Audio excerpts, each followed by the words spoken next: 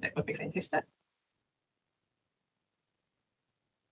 And just a quick comment as well, just a reminder from a health and safety perspective of the health and safety risks as a result of the toilets, just making sure that we're very careful in that space.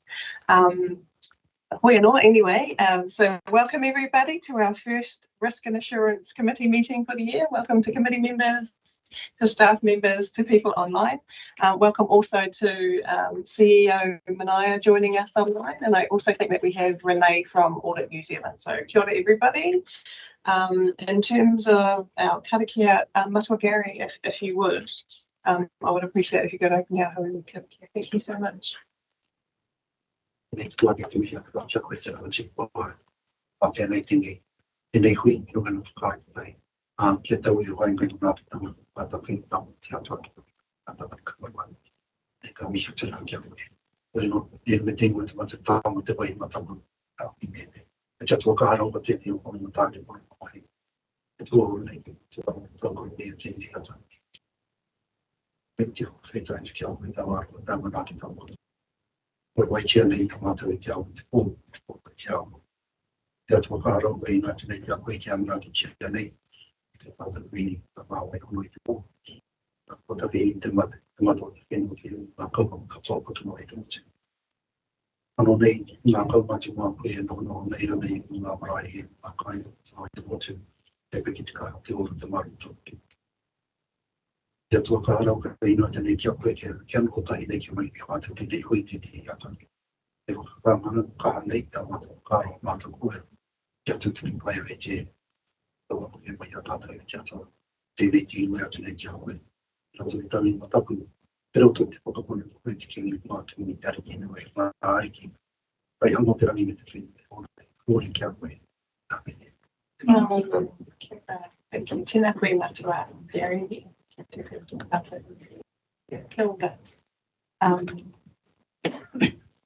to the business of today. Thank you again. Yeah. Oh, my apologies. And could we all please remember to use our mics? Out of our mic for those that are online and we don't here.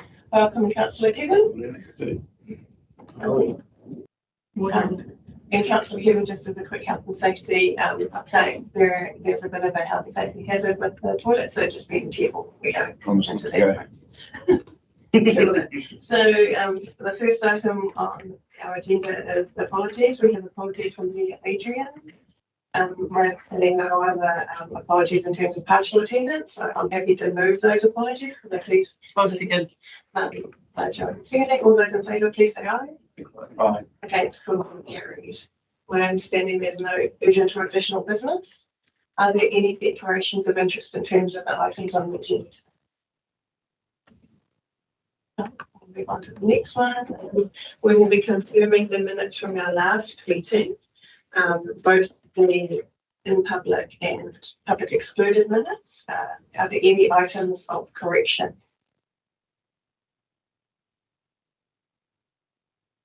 Well, I will say as thank you. I do recognise that minutes take a specific skill set that I do not have. So I think the team will all work in that space. I'm happy to move both those minutes, and I please have a second. I'll second. Oh, it's a bit of a flight. Joel, Joey got there first. So all those in favour, please say aye. Okay, it's cool, carried. Thank you. The first item on our agenda is the Chair's update, which is a brief one because it's the start of the year and there haven't been that too many interactions for me to attend. But I will say that last week I attended the OAG forum, and that was an update from the Treasury on the economic outlook. A couple of quick notes in relation to that. They talked about the reduction in inflation would impact interest rates, and from my perspective that would be concerning considering the Treasury management aspect, i.e. funds that we have in the bank, and lower interest rates means that we don't have as much of a buffer in terms of money coming from that space. They also talked about the central government fiscal position being pretty challenging, which we understand already. And government spending, despite the costs, hasn't yet returned to pre-COVID levels, which is similar to other countries. And another thing that they talked about, which was that there are 17% or 150,000 people that will turn 65 in the next 5 years, which will, so where I'm going with that. No, not me. I'm nearly so close. So where I'm going with that, despite personal circumstances, is it means that things will continue to be further constrained, and the ability to lean on central government in relation to funding will get, to my understanding, lesser and lesser. And then in terms of my report, finally, welcome to Manaia and to the CEO position. And it was a privilege to attend his hopefully alongside his whānau, alongside MPDC governors, staff and guests as well. So, kia ora. Unless there are, are there any questions or comments?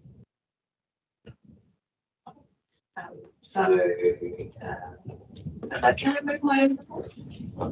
I shall move my own report. There we go. No, that's not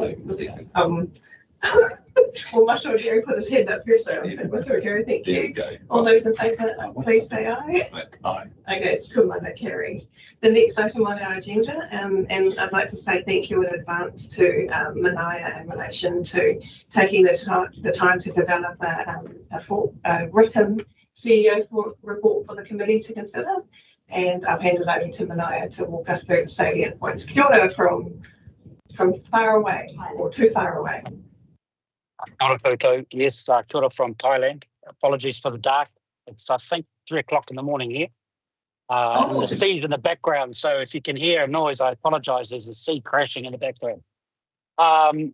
Yes, look, I not being new to the role, I felt I needed to try and capture everything together in some kind of formal document, because there just has been so much happening in the last quarter. And since I've taken over as chief executive, so I don't have the consummate skills of our previous CEO. So the easiest way for me to try and get some coherence around that was to put it into a formal report. And so I'm sure there are other things that I've missed, but generally speaking, I would be looking to, if the committee is comfortable following this kind of format and capturing information. I mean, even as I completed the report, there were things that I realised I should have and could have included. So I'll take the report as read and happy to take any questions and any feedback on the format. Kia ora, Manaia. Committee members, questions, comments? Oh, that was very clear. Yeah. Superb, Manaia. Thank you. I will just one thing that I noted. You say building consents audit that's coming through. Now it's been quite a contentious thing for a little while. Just how those things. Have you got any thoughts on what you might expect this year? Ooh, I'm not going to. Have you got confidence we've got over a lot of the issues? I've got confidence that the team are well prepared for the audit. I've got confidence that the team know what's required of them. I think the team would love to get out of this more frequent auditing regime, which is a bit of a hangover of previous audits. But I'm not brave enough to say, because every audit brings new things. I do think the team have worked very, very hard. There's a sense of pride in that team about these kinds of audits. So, but I'm not going to, if you like, jinx the outcome. I'm just reassured by the work that's gone into it by Daniel and Lindsay, Ali, and the team. Okay. Thank you. James, you had a question or a comment? I don't know whether or not I should it because of your mic. Me? Oh no, I just enjoyed the report, and nice and straightforward and good, good English, really. So not too many big words, but I so it's cool.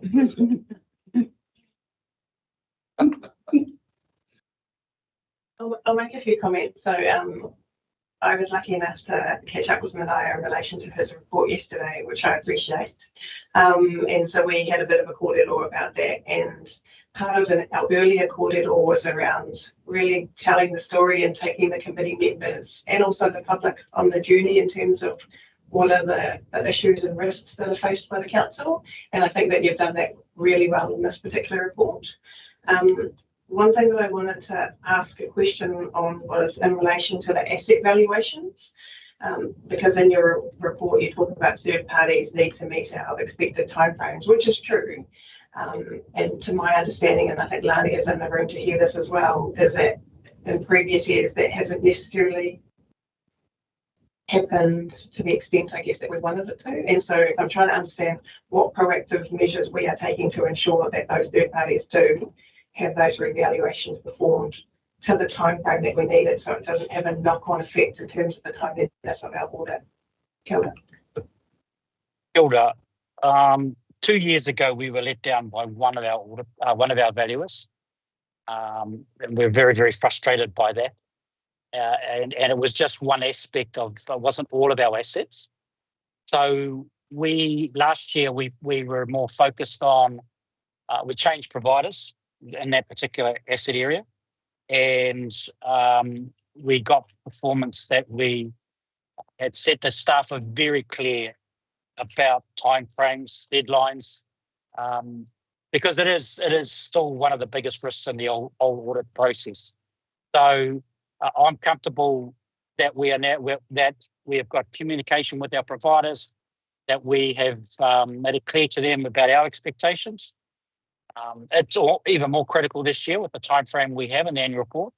It's I know that Susan Kamshoff and her team, they've been organising the revaluations to be needed already.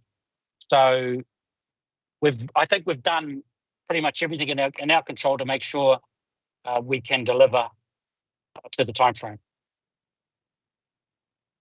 Kia ora, Manaia. Thank you for that assurance. And another item that I've raised with Manaia yesterday was in relation to the audit recommendations, probably the sheer number of them, but we will be discussing that in one of the future items, so I'll leave it for that particular space. If there are no other comments or questions, or any further comments from Manaia, I'll close out by saying great job in relation to the CEO report, and we look forward to future reporting that looks like that. So kia ora. I'm happy to move your report. Can I please have a seconder? I'll second. Hi, Joanne, seconding. All those in favour, please say aye. Aye. Against, carry. Kia ora. Thank you, Manaia. Does that mean that you can go back to sleep? Oh no, I'm interested in the other items. I'll just turn my camera off because of the internet, but I'll hang in here. Thanks. Kia ora. Thank you. All right, team, I'll move us to the next item, 8.2, which is the audit management report. We have Renee from Audit New Zealand joining us online. Renee or the team,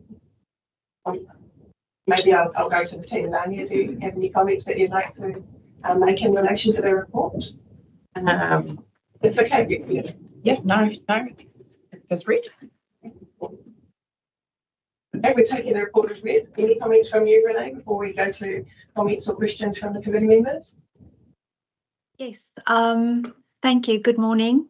Nice to see everyone, and thanks for the opportunity. I thought I'll just quickly, before I just highlight one or two things in the report, just tell you a little bit about 2025.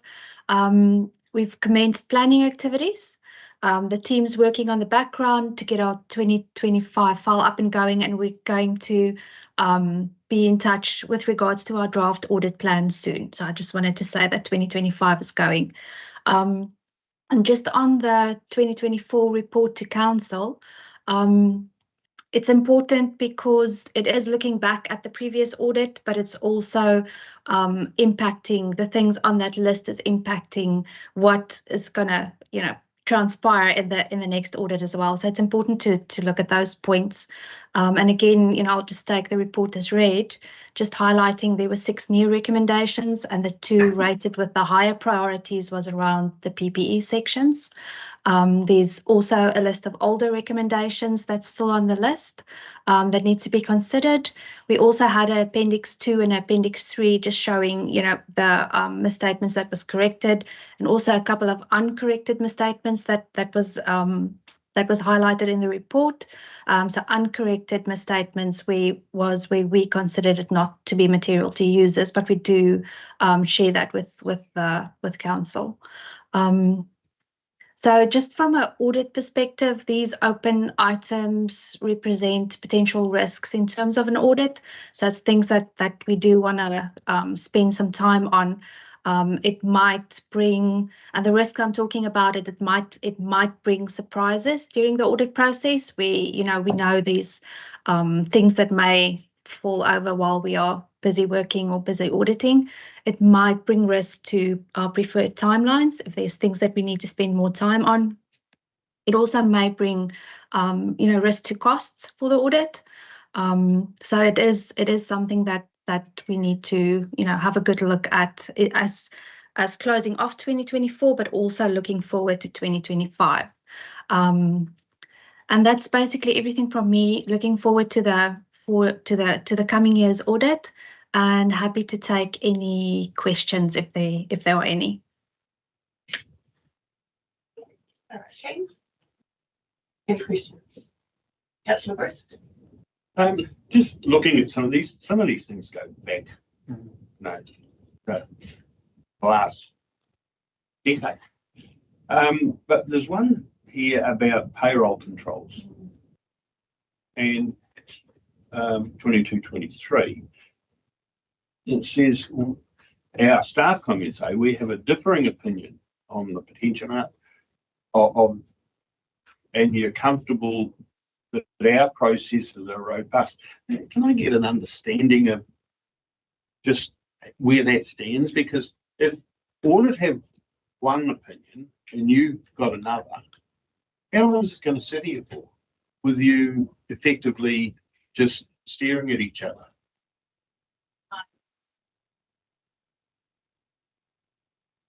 Okay.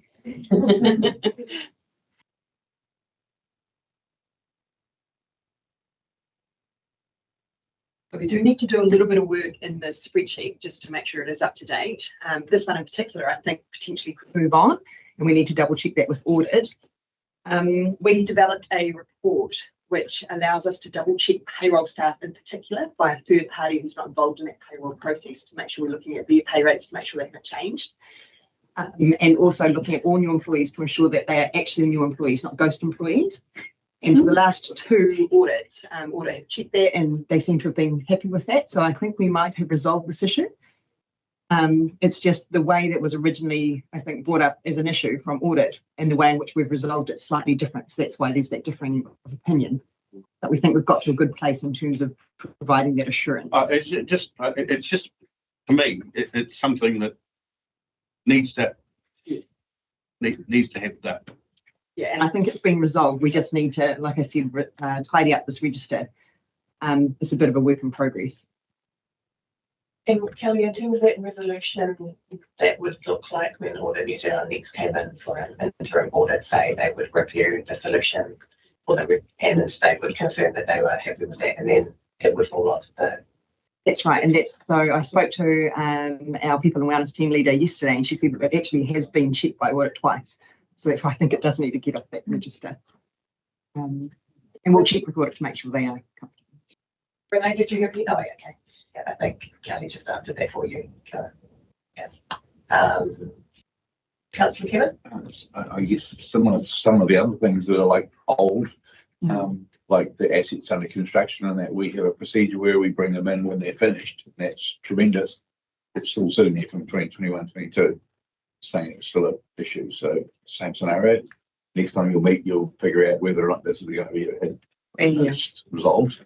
To be fair, we have had some ongoing issues with the work in progress, and we're striving to make improvements in those areas. So we obviously haven't quite got across the line yet, but I mean, some of them can't be done in a financial year. They have to be sitting in work in progress. I mean, that's just where they have to be. Yeah, absolutely. But just refining our processes to make sure that as jobs are finished, they get finished in the books.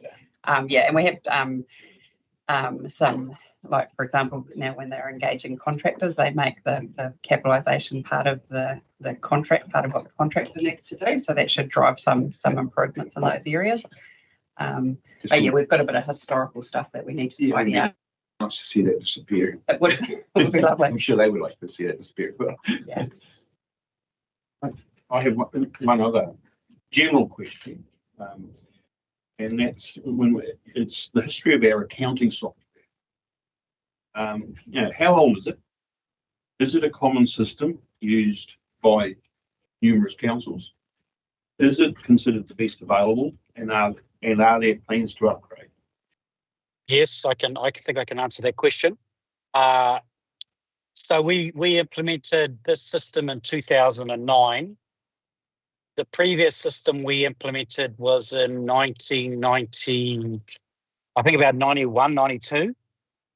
So we don't change these particular systems very often. There is a limited market of supply in Australasia. In terms of Australasia, there are hundreds of local councils that use it in Australia, and probably 10 in New Zealand. I would say there is not one solution in our local government market that delivers everything that everybody wants to the way they want it. I suppose that's not unique. It's got some things it does very well, and others that it's frustrating to deal with. In terms of replacement, we identified in our IT strategy that this is one of the big systems we'd like to replace. And the two trigger points for that are, one, if there is some move, for example, in the Waikato for local authorities to standardise their application, then we would look closely at that because it would give us lots of opportunities for efficiencies, collaboration, etc. So that's one trigger point. The other trigger point is if anything is better is out there.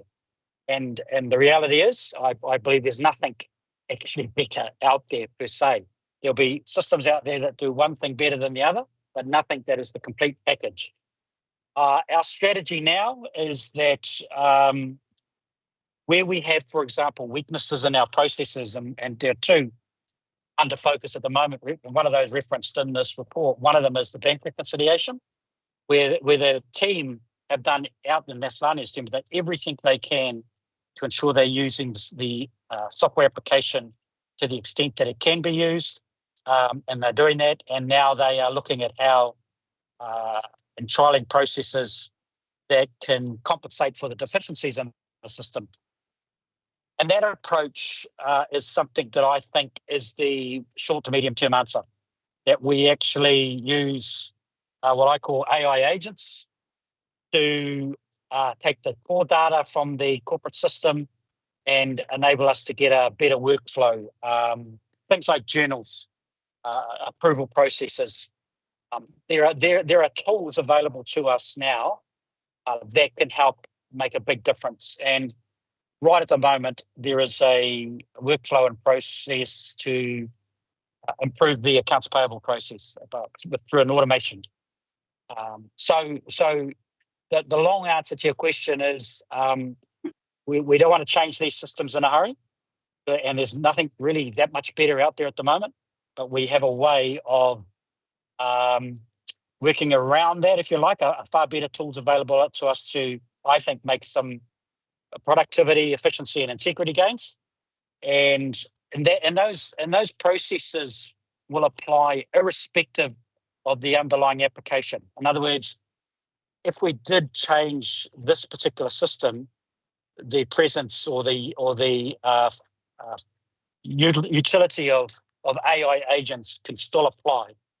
So I'm frustrated to be, and I say that Lania and her team, and Claudia and her team, Renee and her team will be very frustrated. So I'm frustrated with some of this stuff, but I feel that we do have a pathway forward with the current technologies, despite the deficiencies in the software. And let me just say, it does some things very, very well. Thanks, Renee, for that clarity.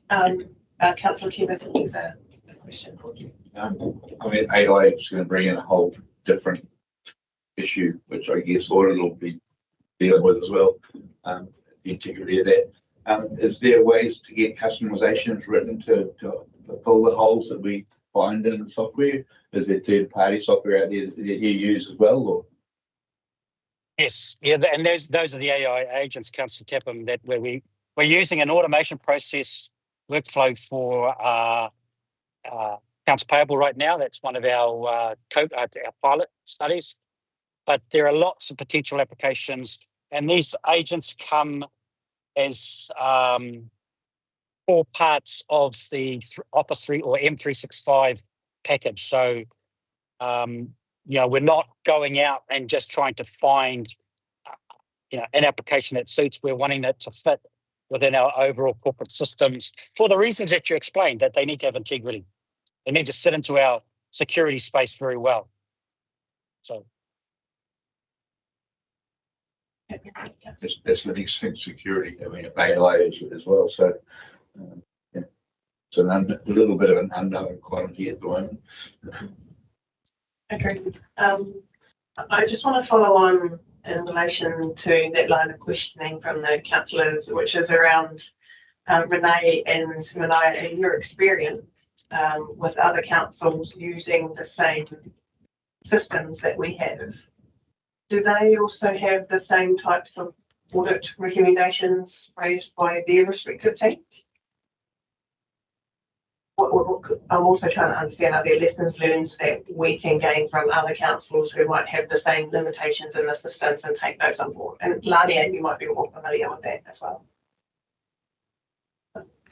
I've been out of the auditing game for a little while, so I'm not sure. I haven't really networked with other councils as to what's in their management reports. So perhaps Renee would be better placed to answer that one.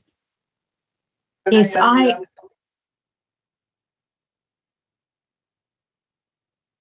Sorry, can I go, Chair? Yes, please. Thank you. I don't have a breadth of information around this. I can do a little bit of research.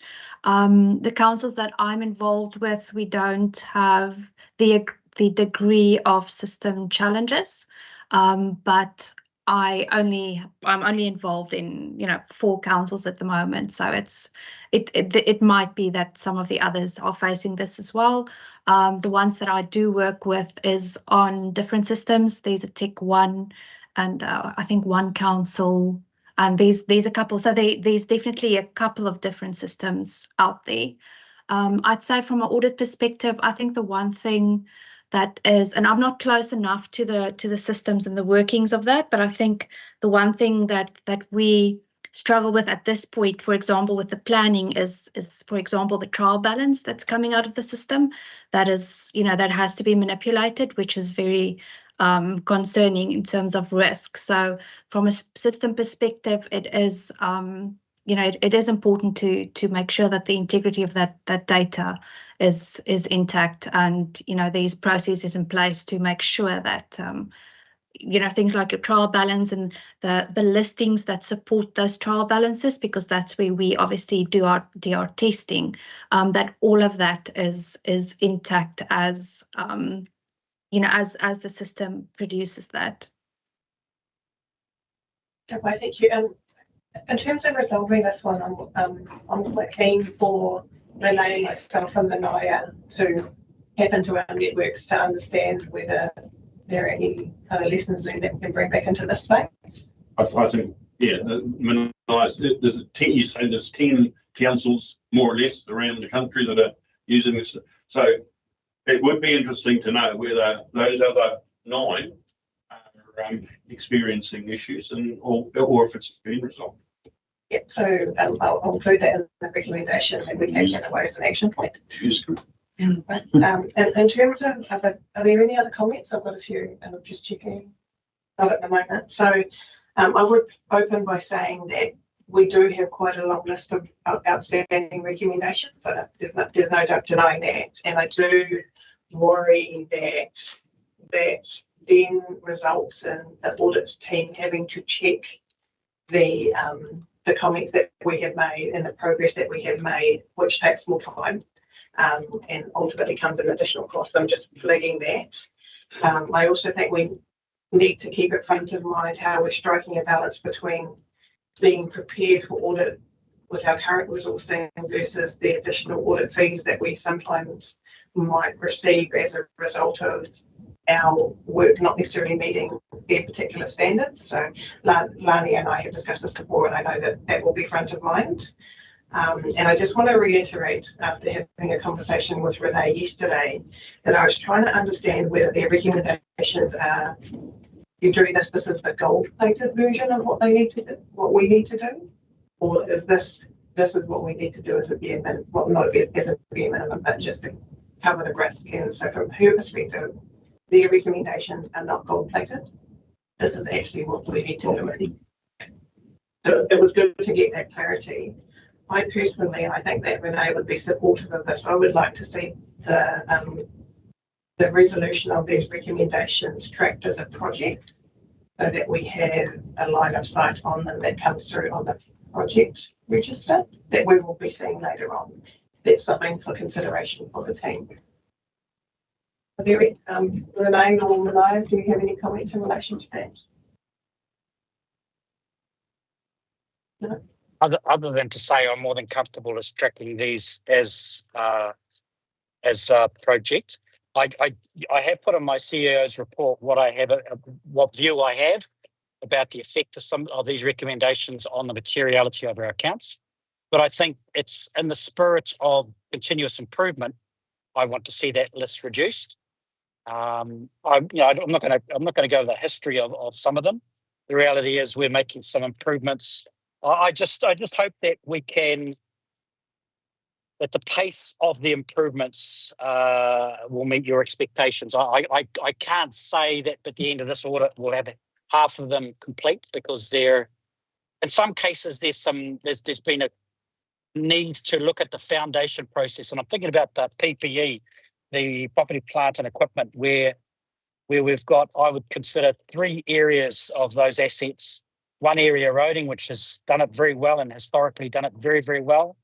Another area, community facilities, which has got better, a lot significantly better at the PPE area. And the third area, 3 waters, which we're doing some catch up on. We've got some backlog stuff to do there. And the fundamental issue behind all of those is the project management framework. So bedding in the project management framework means that we can deal with some of this bread and butter stuff. So I'm more than comfortable with what you're saying. And my expectation is that you will see an improvement for the next management report. Whether we have been able to get all the changes in our processes to address all the issues, I really can't comment on that, but I'm happy for it to be under focus, as it is now. Thank you, Renee. I appreciate that. And to your comment in relation to the recommendations not having a material impact on the financial statements, I agree with you, but also caution ourselves as management that it's a slippery slope in terms of we might keep on top of them, but if there are new things that get added, then it sometimes can easily turn into something else from an audit opinion perspective. So thank you for that. If there are no other comments, the recommendation in front of us is to receive. I will also add that Renee, Manaya and myself will catch up, or we'll call that all in relation to the limitations of the systems in comparison to other local government, other councils, and that the team will track the recommendations coming out of the Audit New Zealand's management report as part of under the project management methodology framework, or whatever we're calling it. I'm happy to move that recommendation, and the councillor can second all those in favour. Just one point. I'm noticing here that it says that the system supplier, software supplier, has put out the hand on it's too hard, and our people are actually coming up with fixes and ways to sort things out anyway. So I think these guys are actually already on track to doing what they probably want to get done. But I'm happy to second. Congrats, team, to pick up the slack. Yeah, thank you for that. And to your point, that's part of the reason why I want us to collaborate with others as well, just to see if there anything else out there. But they got fixes already. Yeah, exactly. And in terms of value add and cost efficiency as well. So all those in favour, please say aye. Against, carried. Thank you, Renee. I appreciate your time, and we will see you soon. There we go. The next item on our agenda is 8.3, which is the 6-month report for July to December. We have both Lavia and Olivia presenting. Any comments, ladies? Not from me, but happy to Thank you for moving us along so efficiently. We're taking the report as read. Any comments or questions?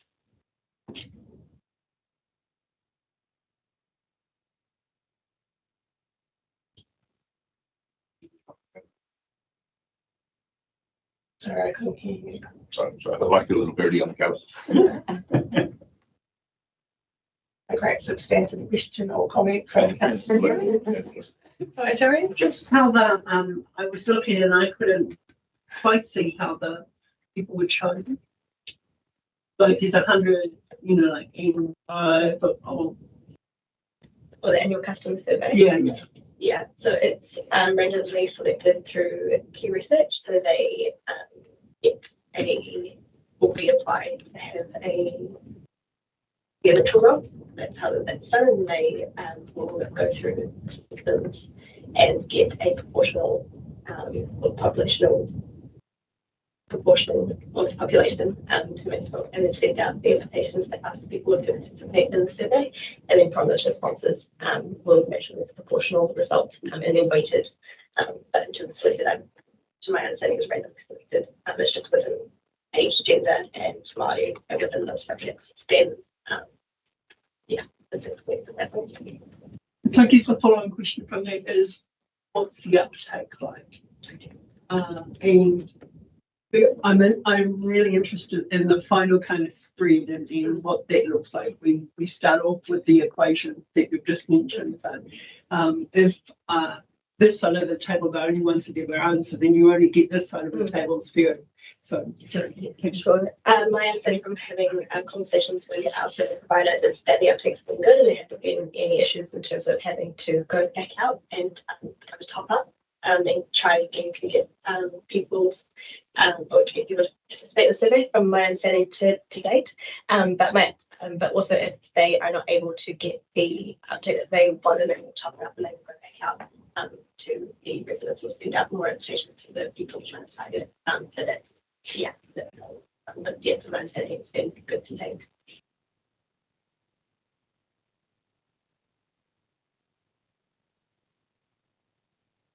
I know you look confused, so let's. Not confused. I've been in a couple of incidences recently where if you look at Matamata, and it's a relatively wealthy region. However, if you were to apply a deprivation map to that, there would be definite pockets of deprivation. And I'm wanting to, I don't know how you would do this, but how does that come to light in terms of this survey here?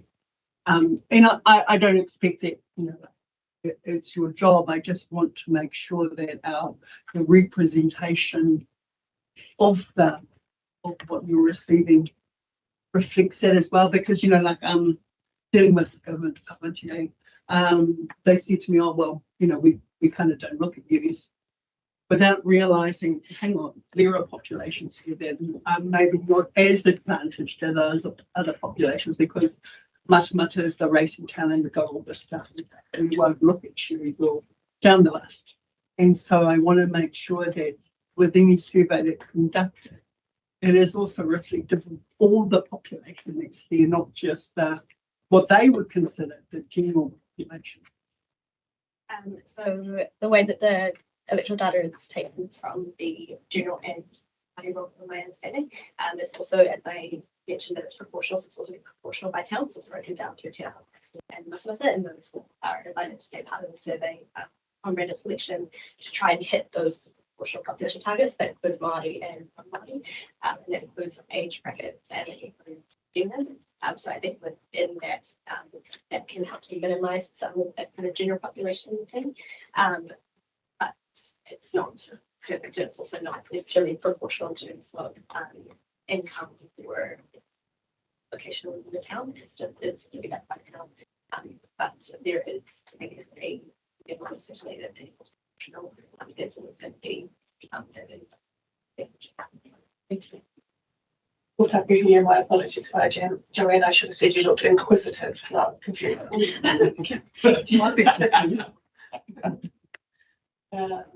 Natalia? I think by Joanne Price, interesting point in how do we actually engage that particular the approach, so that we know that, so that we are comfortable that these views are being expressed in this way. That would be a question for key research I can get back to you on. But it would be again, it's more that it's proportional, and that we do look at Māori versus non-Māori, and that's how that's divvied up. So there, we do try and get, with key research, work really hard to get proportional view. But also bearing in mind it's around, I guess, council services and all those sorts of services that we provide, sort of service trying to gauge. But yeah, I think some clarification on it. I've just confirmed with Tamara that we can actually do that as a staff action. So getting that feedback from and then report back to the committee for next month. But work for the one full part of our formal recommendation today. Thank you for that. Just one other point. I know that when it was a snapshot in time, and I don't know if this works still in that way because I'm using it for. But when we applied the deprivation map to the mount at this particular time, it showed it had a high deprivation rate, even though people were living in apartments and they had retired to the mount and everything. But because the income to the people that were there was low now because they're either their gold card status didn't take into the fact that they were some of the wealthiest people that lived in. And I don't know if it still applies if we look at how many people that have moved into, just as an example, Longlands, and if you just take it on income, then they also could be seen as lower income because they get that they're on the pension, even though they may have the wealth to be able to afford to do other things. No disadvantages, but it skews the final results. But I don't know if that calculation is still used. It's not part of the survey in terms of deprivation or income. It's not part of the survey. It's mostly done around, again, it's proportion in the district, but to my understanding, it's not broken down in terms of income or deprivation.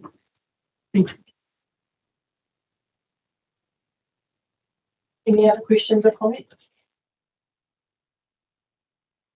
I'll keep up with my own in the meantime. So thank you, team. The first one that I have is on page 5 of the report.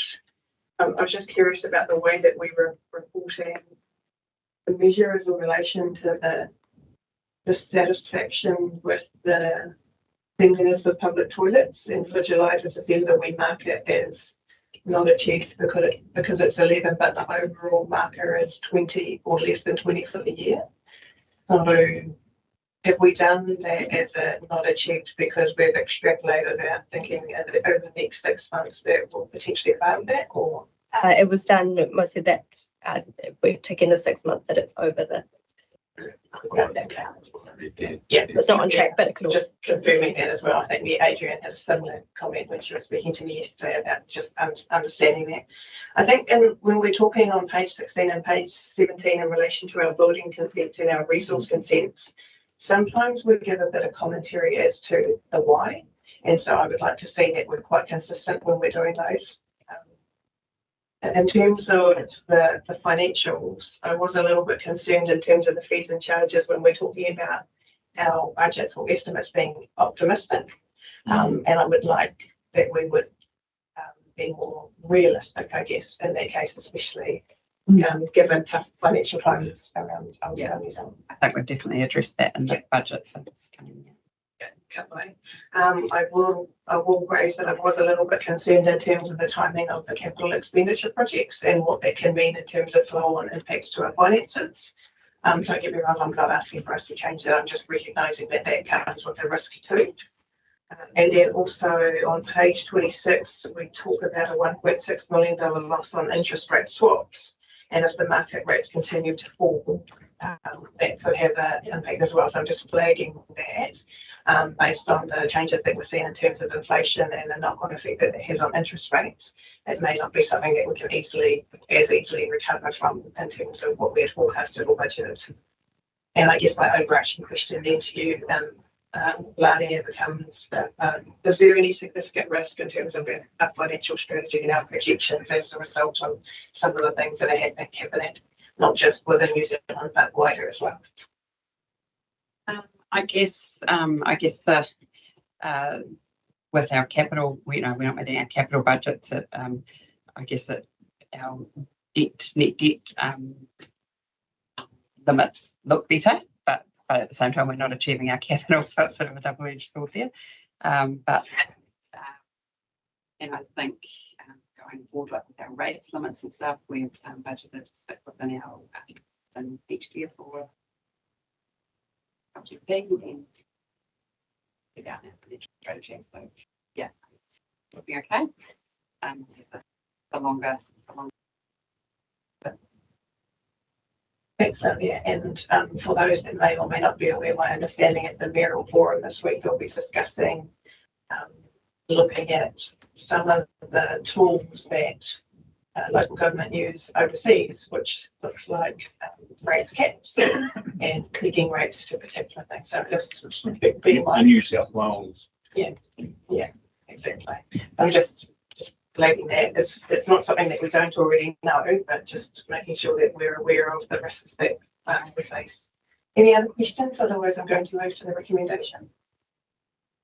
Welcome, team. The recommendation is that we receive, and separate to that, we'll have a staff action in relation to going back to key research, I think it was. So I'll be moving. Could I please have a seconder? Yes. Yep. We have Councillor Bruce second. Second thing, all those in favour, please say aye. Against, Matamata carried. Thank you, team. With your grace, I appreciate if we could just slightly change the order, because I've noticed that we have David Robson from Aon New Zealand here, and so instead of the policy, if that's okay, let's go to 8.5, which is the risk report. And welcome to Kelly and welcome to Asia. Great to see you. I'll hand it over to the both of you to give us a bit of a summary. Otherwise, we'll take the report as read and go for questions. Thank you. First of all, I'll just introduce David Robson from Aon Insurance. He's been a risk for 20 years, the mostly senior risk lead positions, working in local, central government and some Fortune 500 companies. He's also completed a doctorate. Now, he's not going to like me telling you all of this, but I think it's useful for you to know that he's completed a doctorate about complex risk management and decision making in NZ local government. So working with councils is one of his passions, which is excellent for us. He's been working with Aon for a couple of years now as a risk consultant and started the local government risk program about 5 months ago with the purpose of helping smaller rural councils, and now has 5 councils on board.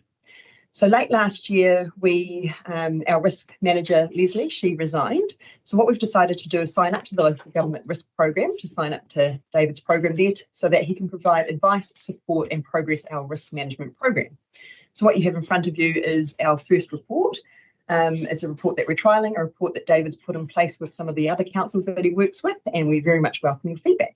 And like Jadine said, we can take that as read, but if you've got any other comments, or David can take us through any other points that he'd like to share. Do you want me to just talk some? And I would say just briefly, it would be fantastic if you could give us an overarching picture of your paper, and welcome. Oh, thank you for having me. So, talking with Kelly, we're having a look and see what we can do for the council in terms of, try and make some positive change, build on what you've already got. And I guess the first step is this report. And we're taking a slightly different tack to, the kind of formal written report. We're taking more of a slide deck. And I suppose there's two points to this. It's, more pictures and less words, which is great for you. And but also, we're just trying to give you the targeted information, try and stimulate discussions, to talk about the risks. That's how we're going to kind of get better at it faster. So do you want me just to really quickly skate through the report? Yes. Yeah, that's great. First off, we've got a risk management plan for this is our deliverables that we're going to be giving to you throughout the year. This is certainly the tangible stuff that we're going to do. We're already planning the risk maturity assessment. What we're going to plan to do is that at the beginning of next year too. So what we can do is have a look at that and see if we've made any increases in gains on that. So yeah, that'll be the next report. Yeah. We're going to go through your risk register, see if there's any changes. We can certainly go through the risks. I mean, it could be that you're happy with the state of your risk register right now. You don't want to make improvements. We'll look through the risk. We're just going to give everything a real good kind of service. Risk management framework. So this is a document, a policy level document, which is a little bit more of a kind of living document than a policy. So that would be owned by this committee. Sets out the same sort of stuff, but you can change this a lot quicker and easier than a policy. So we can have a look and see if that works for you too.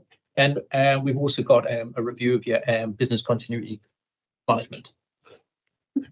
I'll just stop you there. Are there any questions in relation to that? Well, firstly, going back to it, emerging risk update, and there's the following table provides an illustrative example. It's only an example, isn't it? Sorry, yeah, so that's the next. Did you have any questions on the work programme? Yeah, we'll go to that one next. I'll just take questions on this first part, which is the plan for 2025. Are there any questions on that one, which is the risk maturity assessment, the review of the risk register, the framework, as well as business continuity review?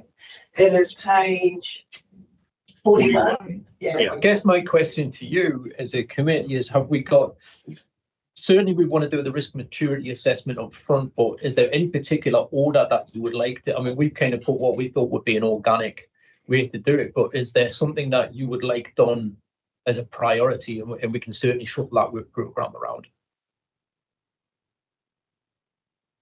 We've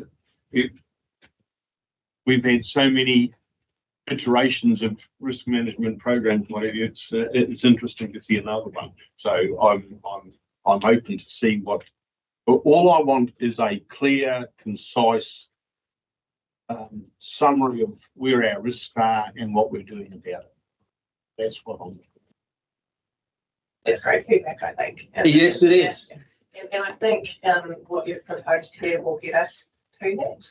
I think David and I worked together before, and he knows that I can get a bit impatient for these things to happen sooner rather than later.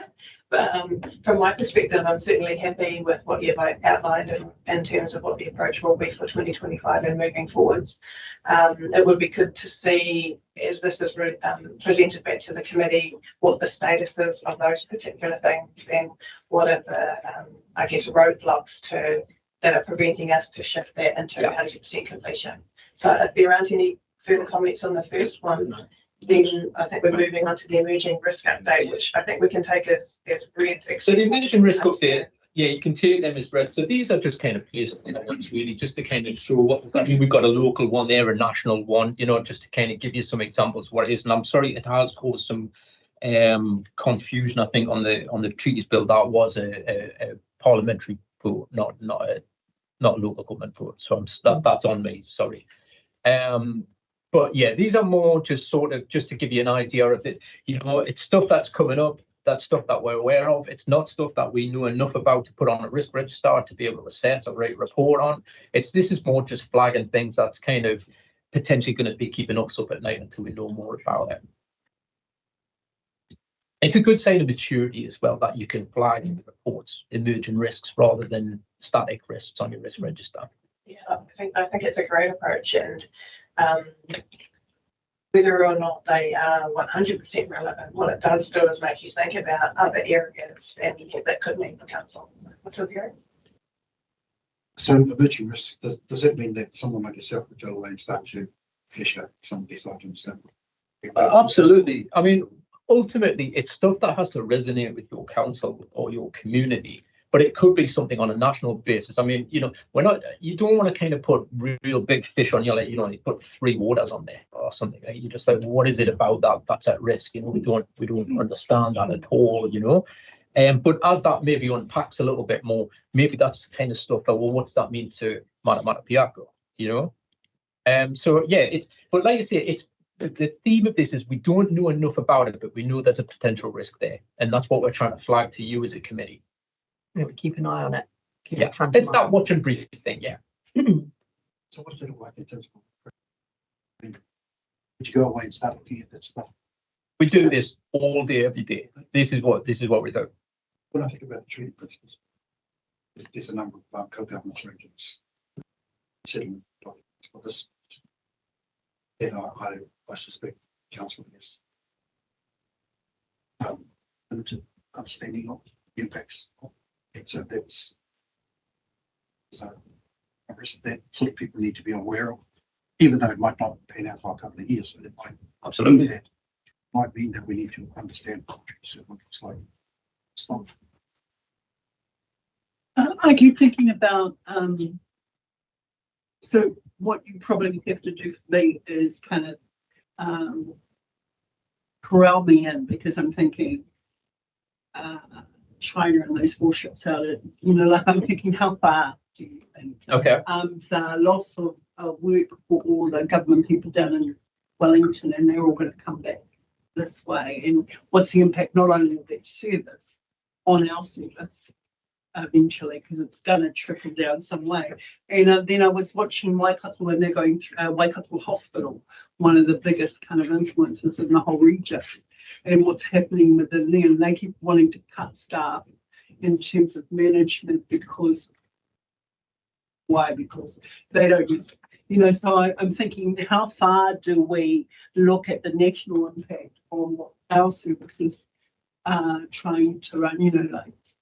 And I think that's the trick. It's trying to take anything that's going on there and actually try and ground it back as to what is district council, what is the risk to this council. You know, we're not going to try and solve all the world's problems on there, but it's but if there are things like you say, it could be, hey, there are mass layoffs in here where people will be coming back to this district. Yeah, absolutely. There's maybe something that should go on there. Is it a standing item that's going to go on the risk? We're just not sure. No, I don't think so. But it's something we should probably put in front of you as a committee and just say, look, we're looking at this and we're talking about that. Just silly question, but does risk also? Absolutely. So this is going to be the pain barriers that we're going to kind of go through as well, because we're introducing new stuff to you. That this is, you know, you know all about it and you're doing it every day, but it's maybe not something you used to be finding in your risk report. And this is where we're going to try. This is the start of your journey, and we're going to start improving and showing you new things. And like I say, some things, if it doesn't resonate with you whatsoever, and you just don't want to know about it, like I say, this is the draft format. We can take that out. Happy to take that feedback. Happy to take compliments as well, but it's just, but yeah. Excellent. Councillor Chris, you were going to say something in relation to emerging risks before, and I was like, oh, yes. Yeah. I was getting ahead of myself. Okay. It's good to be here. This is an illustration of how it can be presented to us. It's not the definitive thing that, because you know that treaty principles didn't even come to council. So don't worry about the content. These will change. Yes, every report. Yeah, but where I come from is if somebody from the public pull this open, right, and look and then say they voted or something, or one, you know, 8 to 5, and it didn't even come onto our agenda, you know. So it was a little confusing when I first opened it. That's on me, and I'm sorry about that. And the other point was that the other two, all right, were quite relevant. Yep. Yeah. And I think we might need to appreciate that sometimes we need to, this is information for us to consider whether it's relevant for this particular council. And I think the aim of this is to be thought provoking, and I think that it has. I think that was well achieved. I guess what we also need to be thinking, and we're being quite clear about what we want and what we don't want, is this what you'd like to see? Is this the format that you'd like to see? Councillor Keller? I was to say that the treaty principles may not exactly should have maybe not have been there, but the risk is still there. The relationship risk between the council and iwi is still there. So that still provokes a thought in your head that, you know, we've got to be careful what we do there. I mean, it would be tremendous in my head if we could somehow manage to get some sort of agreement of what the treaty is actually saying and what it means and how it affects people and how we should deal with it. I think it's still a long way away, but it's still a risk. Yeah, I mean, there was a link to one of the risks that was on your risk register that was maintained into iwi relationships, which is on most councils' risk registers anyway. But that's okay. Like I say, if that one didn't work, Still thought-provoking. Yeah. I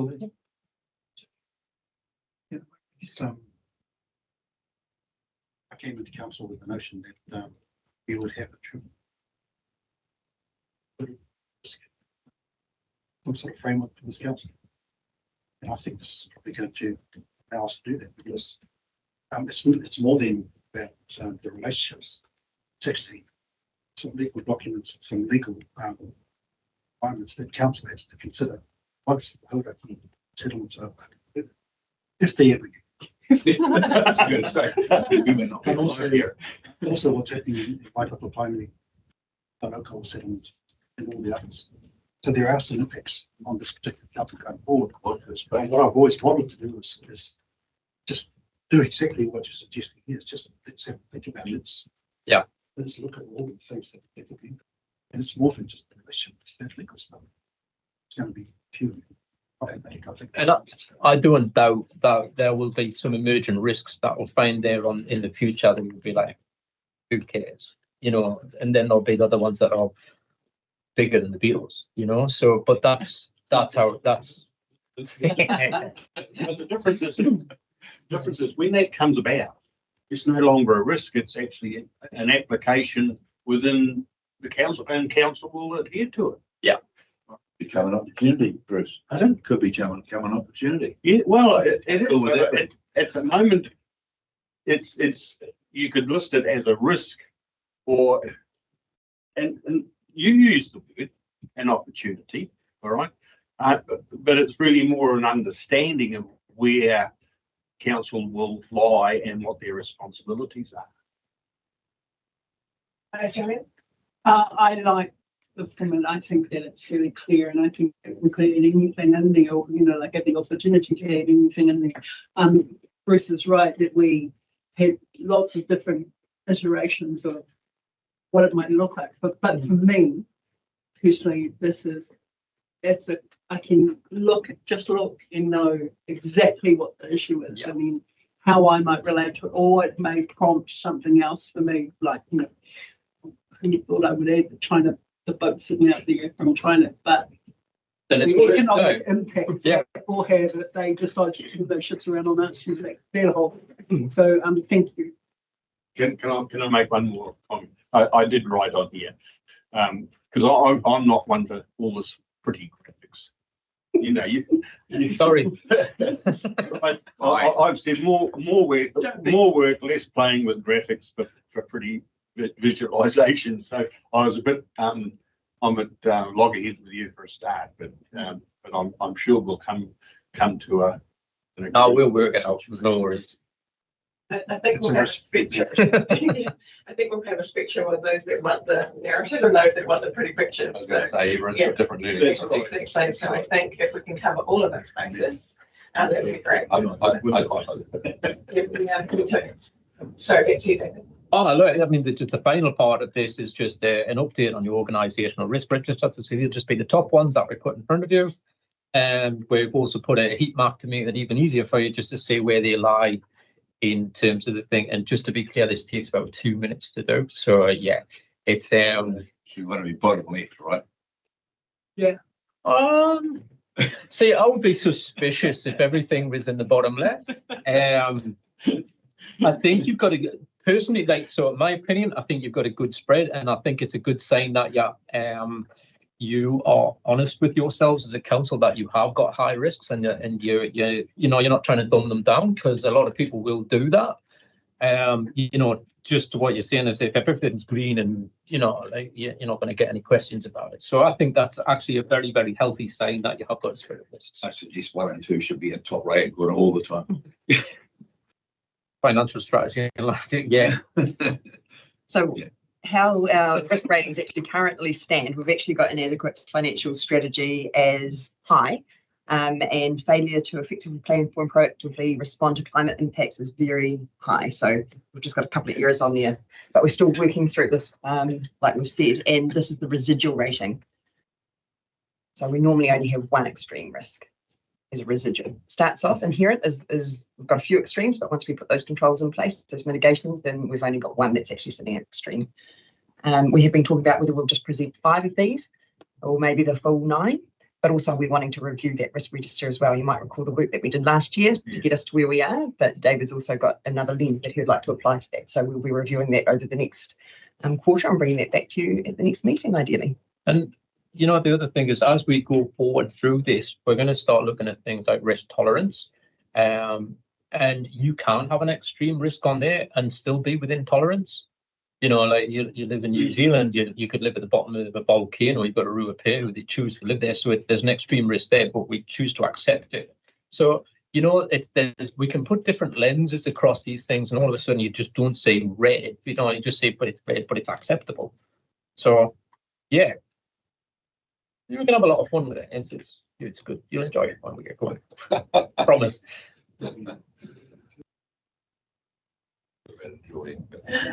Well, the good thing is this, in my time here, I've found this to be one of the most engaging discussions that we've had in relation to risk management. So I am appreciating it. It has been thought-provoking. And we might always be at different ends of the spectrum in terms of what we want to see. But, as a team, we get there. Talking our language, he's talking about bigger than the Beatles. Yeah, man. You guys can have that chat over.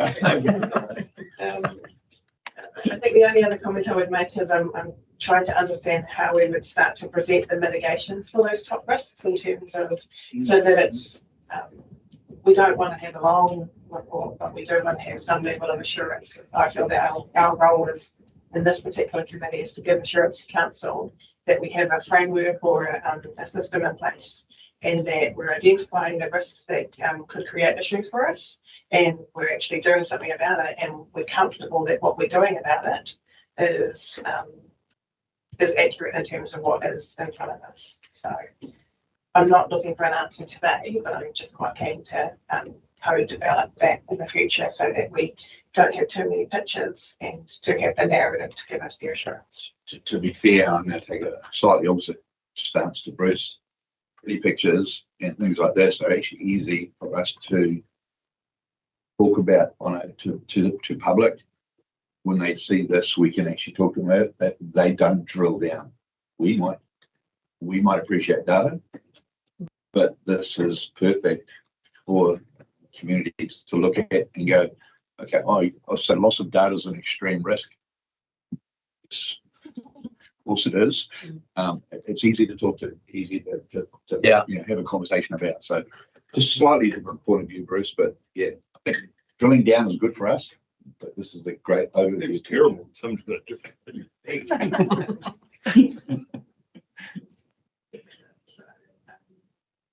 If there are no further comments or no further questions or comments, I'm going to move to the recommendation, which is that we receive the report. I'm happy to move. Could I please have Matua Gary seconding? All those in favour, please say aye. Aye.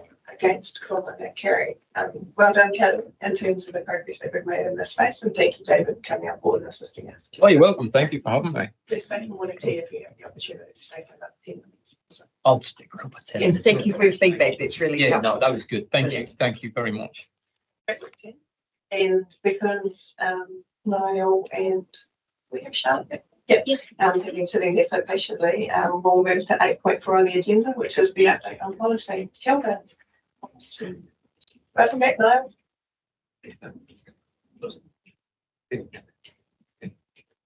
Over to you, Sharon. Thanks for giving us the updates, and then we'll open question in the comments. Tēnā koe te. So my name's Charlotte. I'm the newest graduate policy advisor here at MPDC. And I'm here to provide a quick update on the policy register, so hopefully it won't take too long. So in the report, I just wanted to point out that the attachments were indicated by whether the policies would be presented to the RAC committee or not. And in the presentation to RAC committee, there were 3 policies that were identified as being overdue. And those were the procurement policy, the managing conflicts of interest policy, and the sensitive expenditure 2019. So I received some comments from the responsible managers of these policies, just for your information. So the procurement policy the review has been commenced, and it will be completed by June 2025. So work is underway of the procurement policy and updating the procurement manual. So that'll cover the operational aspects of the policy. The managing conflict of interest policy is scheduled to be completed before the end of this financial year. But as noted in the CE report this morning, there is further clarification due to upcoming government proposals, so that may be delayed slightly. And the sensitive expenditure 2019 is currently under review, and it's being compared to existing policies and more recent OAG guidelines. But there is more work to do with engaging with key staff around the practicalities of some parts of the policy, and the draft policy will be tabled at the June meeting for RAC as well. So other than that, happy to take any questions, take the report as read, and gather any feedback you may have about policies to identify. Thank you. Any comments, questions? All listed. I'll open with one because it came up in the audit management report and also the NIA's report, and it's to do with the capitalisation policy, which I think the audit management report talked about being backdated to 2012, and I don't know the last time that it was reviewed. So do you see the capitalisation policy being on the overdue list for this particular year? So I don't currently have it in front of me. I did recognise seeing the capitalisation policy and that it was being discussed. So currently the policy register, we are doing some updates on it to make sure that everything is up to date. So what may have happened is it may have been recognised as being historical, which is what we're going through and updating with the managers at the moment. So for example, we've also worked on automation of the policy as well to make sure that when things are coming up for review and going overdue, that we'll be able to bring it to the manager's attention more clearly. So unfortunately, I don't have a direct update for the capitalisation, but I'm more than happy to get back to you once I hear it. Thanks, Charlotte. Nadia, I think might want to make a comment. Can I just add on the capitalisation policy? We've actually started that review process. We're pretty keen to bring in, sort of moved on with there's lots of software as service accounting standards and that sort of thing that we want to bring into our accounting policy, capitalisation policy, so that we can start to capitalise some of those costs. So yeah, we've started that work on the review, and we hope to have it to June. Awesome. So for those that weren't able to hear that, Nadia has explained that work has progressed in relation to the capitalisation policy, and expecting that it will come in front of the Risk Assurance Committee in June 2025. Thank you for the update.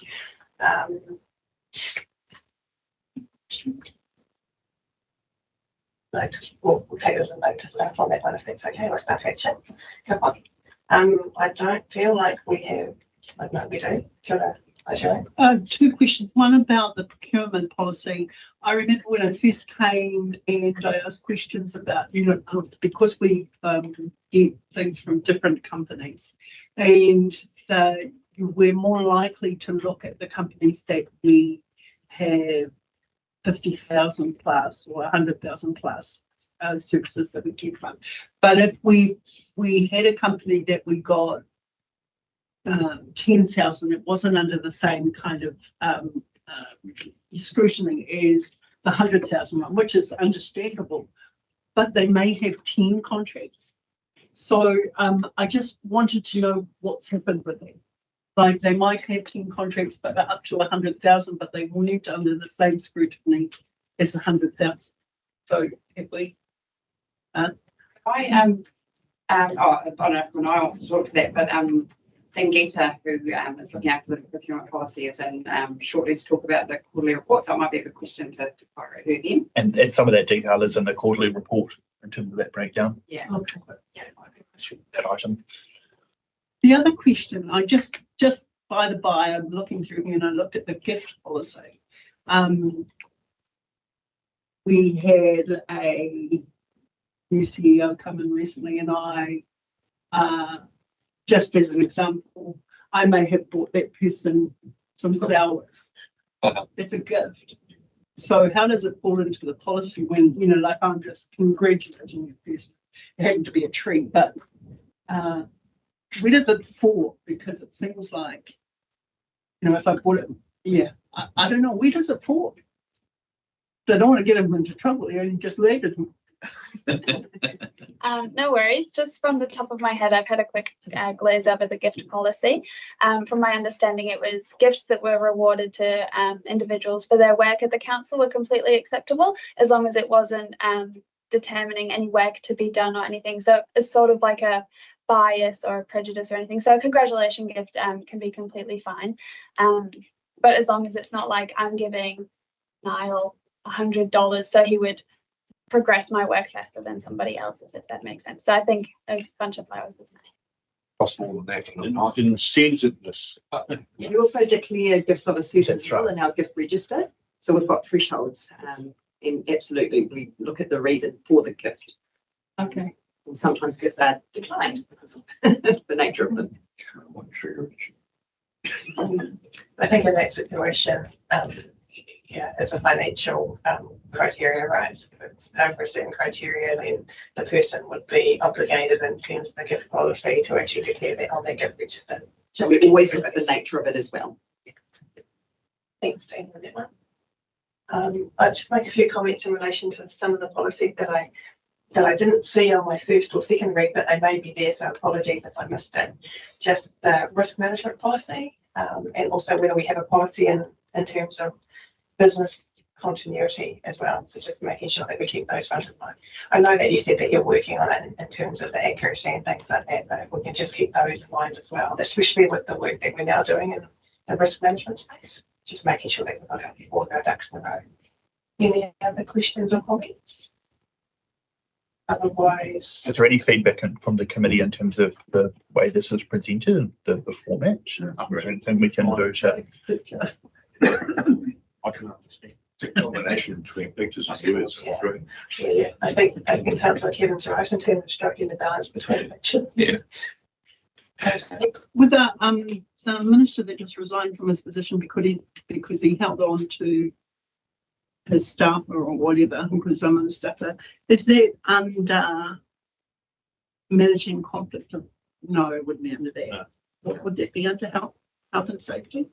An incident like that. I think it would be conduct. So there's a misconduct policy which is included in as well as various other people related policies that apply to this. Okay. So Niall, would you like the request to Charlotte did note that you're still working on the review and of the completeness and accuracy of it. So I don't think that we need to formally document in the recommendation because you're still working through it. So in terms of feedback, I think the feedback that you received is that the committee is happy with the reporting in terms of the content, in terms of the balance between pictures and words. And so we appreciate that. I'm happy to move the report. Can I please have a seconder? We have Councillor Kevin seconding. All those in favour, please say aye. Against, Corona carried. Kia ora, thank you. We'll break for morning tea and see everybody there in 15 minutes. Yeah, which is in Hapa group on stage.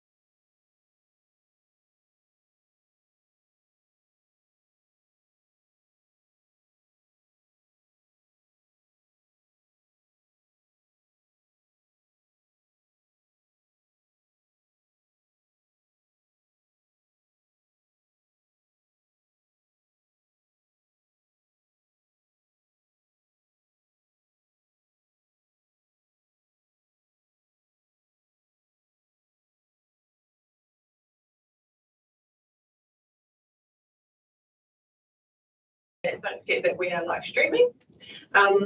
We are on to item 8.6 on the agenda, which is safety and wellness. Kia ora, Kate. If you wouldn't mind giving us a brief summary of your report, and then we'll open for questions and comments and introductions. Yes, I'll do the introduction first, if that's all right. So this is Lucy Longstaff. She's taken on the role of Safety and Wellness Team Leader. That was the role that I've been in previously. It's absolutely fantastic to have her on board. And shall I ask her just to briefly introduce herself? Welcome. Thank you. Kia ora, everyone. So yeah, my experience, so I've been working in health and safety for about the last 10 years. I think I'm a bit old saying that. Marketing before that, so I like to bring in the marketing sense to health and safety and make sure we're getting the message out there in multiple different ways, because obviously everyone learns different. Primarily worked in manufacturing sectors, so my last role was a national role with Fonterra, but keen to come and work with the local community. I obviously am a resident of the Matamata-Piako district, although it might not sound like it. I have been here over 10 years. I am a citizen. You guys wanted me. So, but no, it's like really great to work in the community. I've got a big passion around getting everyone home safe, and doing that in our own community is really valuable. So thanks for having me. Awesome. Welcome again. Okay. So just a few things to highlight from the report. You would have seen in the January report, not the quarterly one, that we my brigade attends a suspected gas leak at Swim Zone Morrinsville. They couldn't actually find anything untoward, but they got the hazmat unit out with their more sophisticated gas detectors. It was great having them on site. And also an opportunity for them just to refamiliarise themselves with our site, which is good. But in fact, when the Isan, the manager for the pool, got the tech expert in, he did find a couple of small pinhole leaks in gas pipe, so it was good to get those cleared up. We do encourage staff to bring one when they need to. But I think there was a good process followed in this case where Islam wasn't on site, but he got a second opinion before calling in the fire brigade, because obviously we don't want them to feel that we're ringing them unnecessarily. Making good progress with the critical risk site audits. We're working on our process for how we present those results to the E-team, and also just making sure that we follow up on any opportunities for improvement that are raised with those reports. Been great having Lucy come in with a fresh pair of eyes as well when it comes to auditing.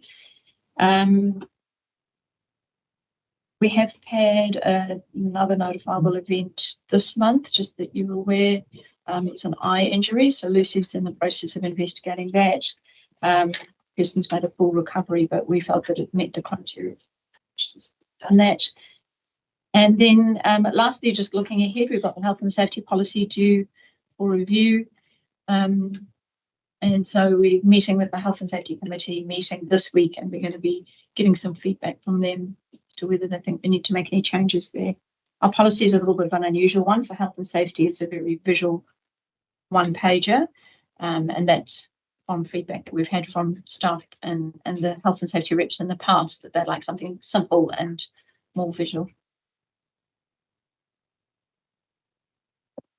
Thank you, Kate. Open to questions or comments from committee members, including the visualness of the policy. Some of us don't like visuals. There was one visual here that caught my eye on page 52. And it was the contractors that were out of either expired or non-qualified. Page 7 of the report. Oh, page 7 of your report, but page 52.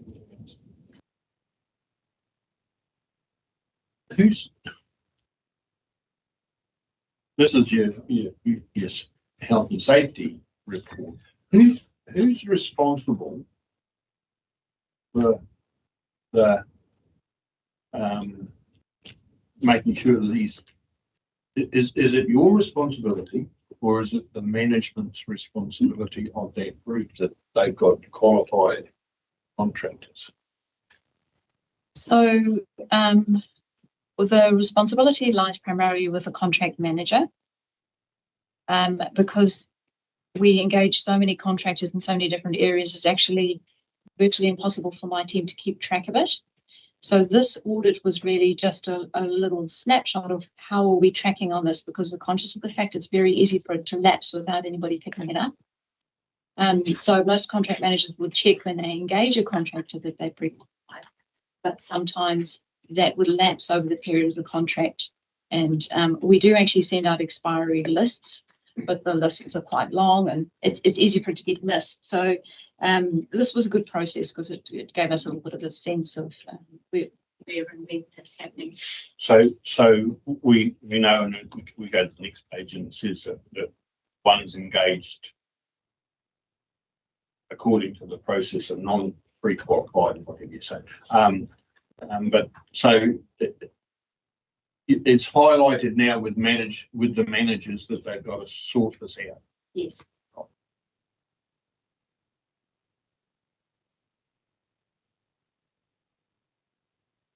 I'm assuming any staff can log in to be notified since I. Sorry, the little thing that says log into Vault Notify to notify an event. That's a little closer. It says reminder to staff. Oh, So I'm lost. yes. Sorry, was that not really clear? That's right. We sent you down a rabbit hole there. Yeah. I apologise for that. I downloaded the app and went to the blog and I didn't have a password. Okay. We back in and have a look. It was like fine to start, but probably shouldn't have done. Well, thank you for testing the system. We appreciate that. I would have tested the system, but our security levels are obviously good. Page 4 in your report, I'm always concerned at the behaviour and the bruise of our staff, no matter where they are. And I wondered whether or not I'm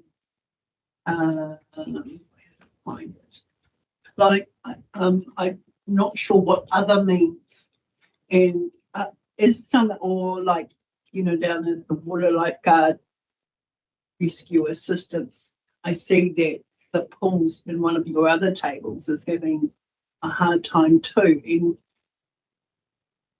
And I'm concerned about that, but have we enough steps, or do we have to do something different? Or I know you can't control the public entirely, but it just, like you don't expect to go to work and be abused or physically abused or, yeah, so I'm concerned about that, and what else do we do, or what else have we got planned? Or yes, I think we're all concerned about that, and it seems to be an ongoing issue. We did have somebody actually come and talk to all staff at our recent all staff meeting on this subject, taking a different tack, not so much about how you keep yourself safe, but actually some of the background of how this is almost a global issue. And particularly in relation to online behaviour, really seems to be something that everybody everywhere is struggling to deal with. As you would have seen there, we have provided some additional training for staff, and we're increasingly providing a warning letter, doing those sort of slightly stronger deterrent type things that really signal that we won't tolerate that kind of behaviour. But to be honest, I think, unfortunately, this is the world that council are operating in now, and I'm hearing similar things from other councils too. And what does other mean? Other is the hodgepodge of miscellaneous things that don't really fit into any of those categories. So I'm sorry, but I can't list them off the top of my head, but I did check through them actually, because Manaya asked the question, are some of those actually relating to some of the categories that we had? So I did a double check. They're things that because I have to try and keep this graph relatively simple, they're all the miscellaneous things that don't fit in. So an example of one of those might be if somebody's had a dog bite. We don't get those very often. Yeah, so that type of incident that just doesn't fit into the category.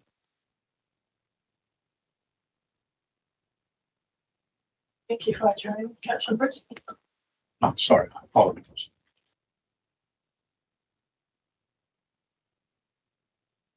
Within the report, and I apologise, I don't know which particular page number, it talks about council going somewhere to review asbestos and dust risks. I was just wondering, are we talking about elected members got the opportunity to go to a particular site and get an analysis of that? And I'm just trying to understand what those key takeaways were. The ET module. We didn't go. Was it something to do with storage at a depot or something like that? I think. Wasn't it I the think ET actually was? maybe you're referring to the due diligence workshop that we ran last. Oh, So you may remember that. yeah, when the lads came in and did the demo, yeah. So that was here. I think that was the session that I wasn't present at, but we had the building property maintenance team come in and talk a little bit about the risks that they face. And I think they did a bit of a show and tell with the PPE that they wear and so on. And I guess my question then becomes for the elected members, were there any key takeaways in terms of the risk to our staff members? I think they seemed to. Yeah, no, I was reasonably comfortable that they had those. Yeah. It's pretty much under control. I think what you're referring to is somewhere in the report, one of the reports that talks about the E team or something doing a, or some of the executive. On page 8 of Kate's report, due diligence. So it starts off talking about the due diligence workshops that Kate was referring to, the one on asbestos, and then further down it talks about the group managers building our awareness around some of those risks and doing some leadership walkthroughs at some of our sites, which has been really helpful for us. That's right. Just to understand, even seeing confined space risks and those sorts of things that some of us haven't encountered in our ordinary roles. Thank you for that. I was just trying to understand. It's good to see it happening. I didn't really see what risk it creates and whether they're satisfied that risk has been reduced as a result of innovations like the PPE, etc. So that's just so I think you've provided a bit of clarity on that, so I appreciate it. I will say that on page 56, I'm not quite sure, it must be page 11. I just wanted to say that I like the sustained focus on critical risks. So from a governance perspective, it's good to see the achievements to date for the team. And I guess the final thing that I would say from my perspective is it's for you, Lucy, it's great that you've got a marketing background, because to me, a lot of this in the health and safety space is really selling it to people in relation to what positive benefits that this has versus it's a compliance thing that we must do. So I appreciate that. Hi, Joey. Just noticing again, was there, with fresh eyes, was there anything that you walked into and you thought, oh gosh, like they've either completely missed this or this is where I know this can go to, because of course we're working in it and see it all the time. Yeah. Hey, look, I'll be completely honest. I did come in and think, oh, where I've come from, is it going to be, oh, this needs to be controlled, this needs to be controlled. But when I asked the same question, and I have to say, hats off to the team. I think there's some amazing controls in place, and there hasn't been any super standout areas that is, for lack of a better term, keeping me awake at night. I think what the team have done has been really well. Like we just mentioned around the sustained focus on critical risk, that's the big bucket items that we do need to focus on. And sometimes we often find that we're putting too much time into the low hanging fruits, but that's not what I've seen happening here. So yeah, I'm pretty comfortable, and yeah. Congratulations to the team for your work. I'm just going to talk about a pet peeve of mine, and it's putting things in buckets.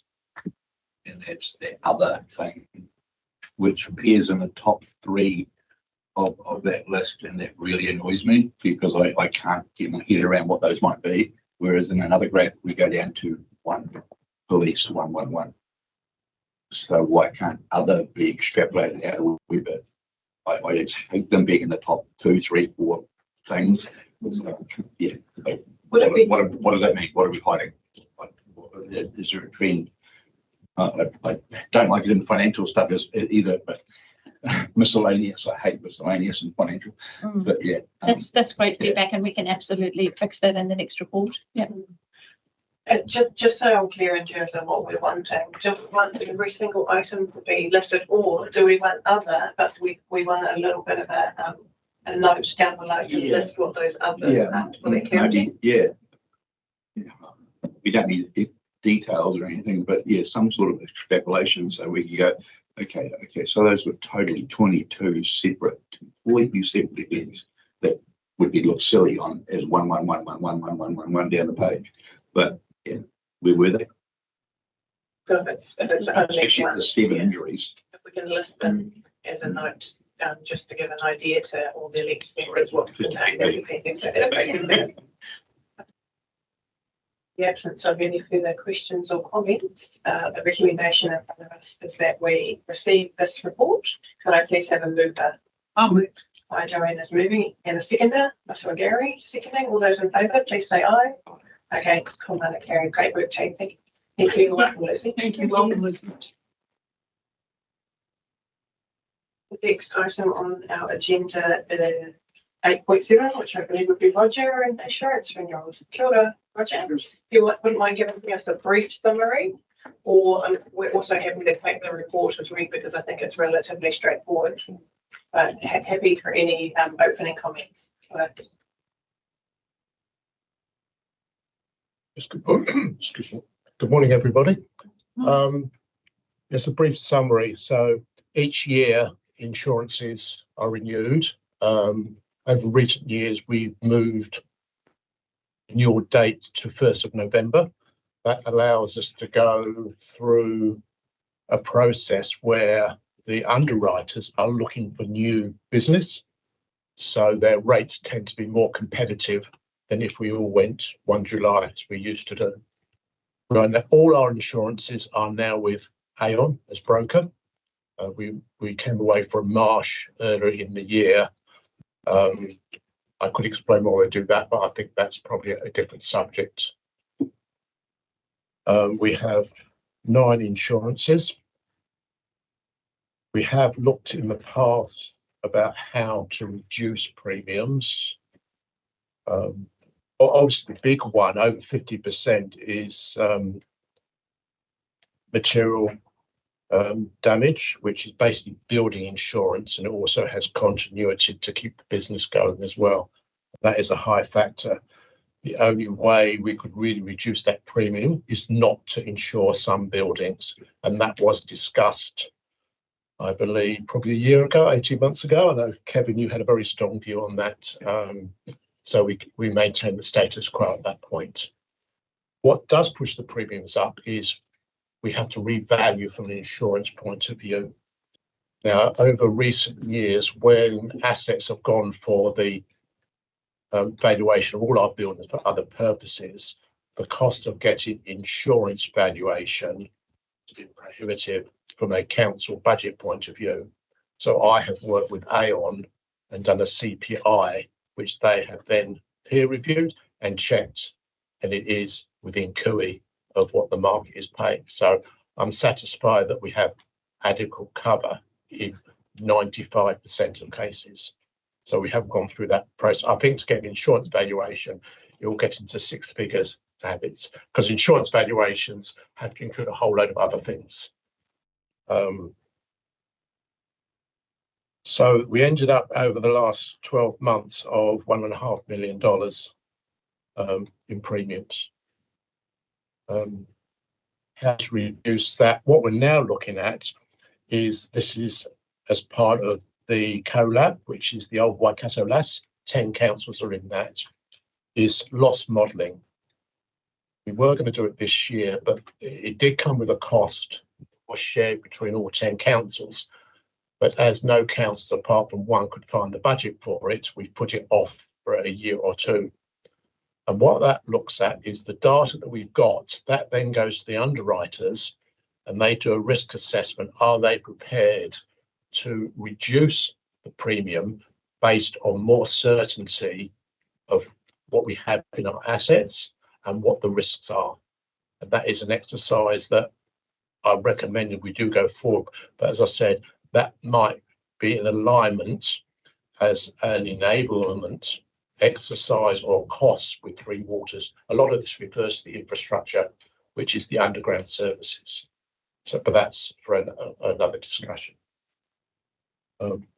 So if anybody has questions, I'm happy to address these. Questions, comments? Congratulations on negotiating a loss limit increase of 20 million without increasing the premium. That's what's awesome. Yes, that was slightly different. That was that was, but that was a cap on the amount on any one event. That's cool. No increase in premium. And yeah, I mean, I didn't think we were going to get that, but once we got that, I was very happy with that. The other thing is because it's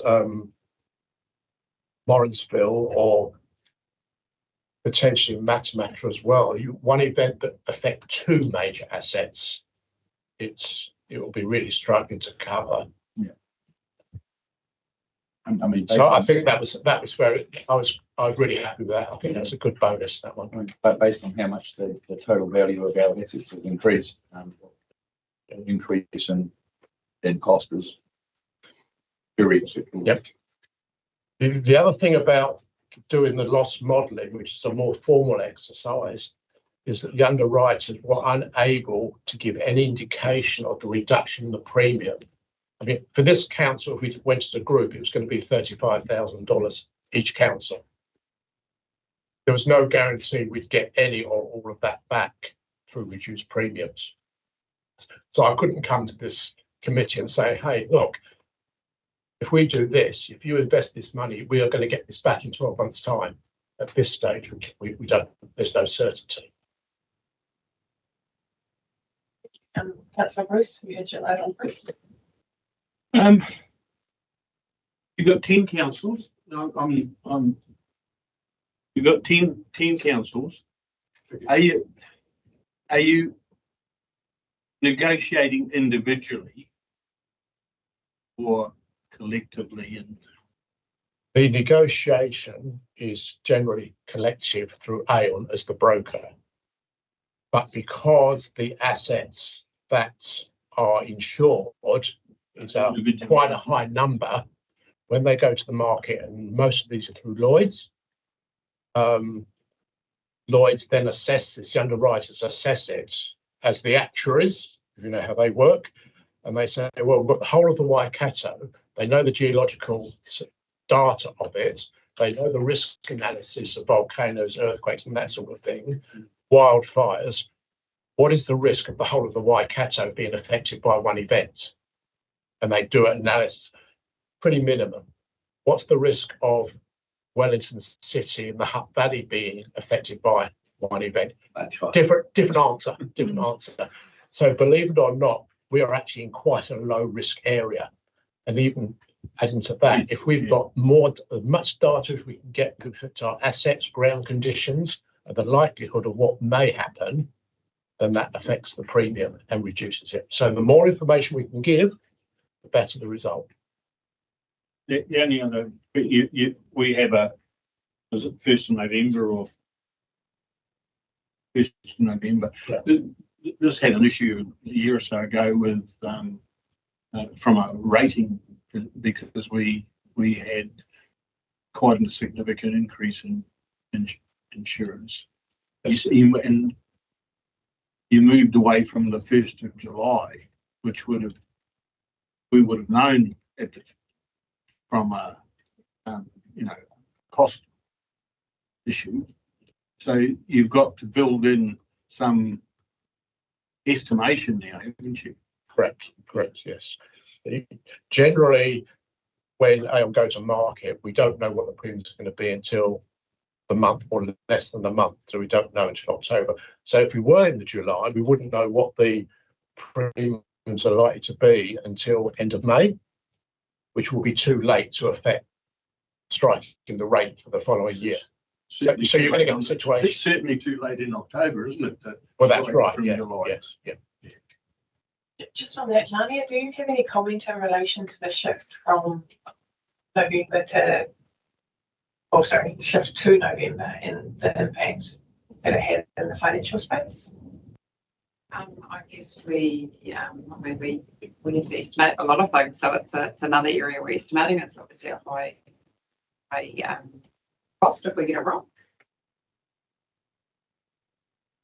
Okay, so the best with the information we have at the time. Yeah, so just for those that didn't hear, a lot of or finances around estimation and whether it be in October or whether it be in June, an estimation would be required. Still required. Okay, thank you. Sorry.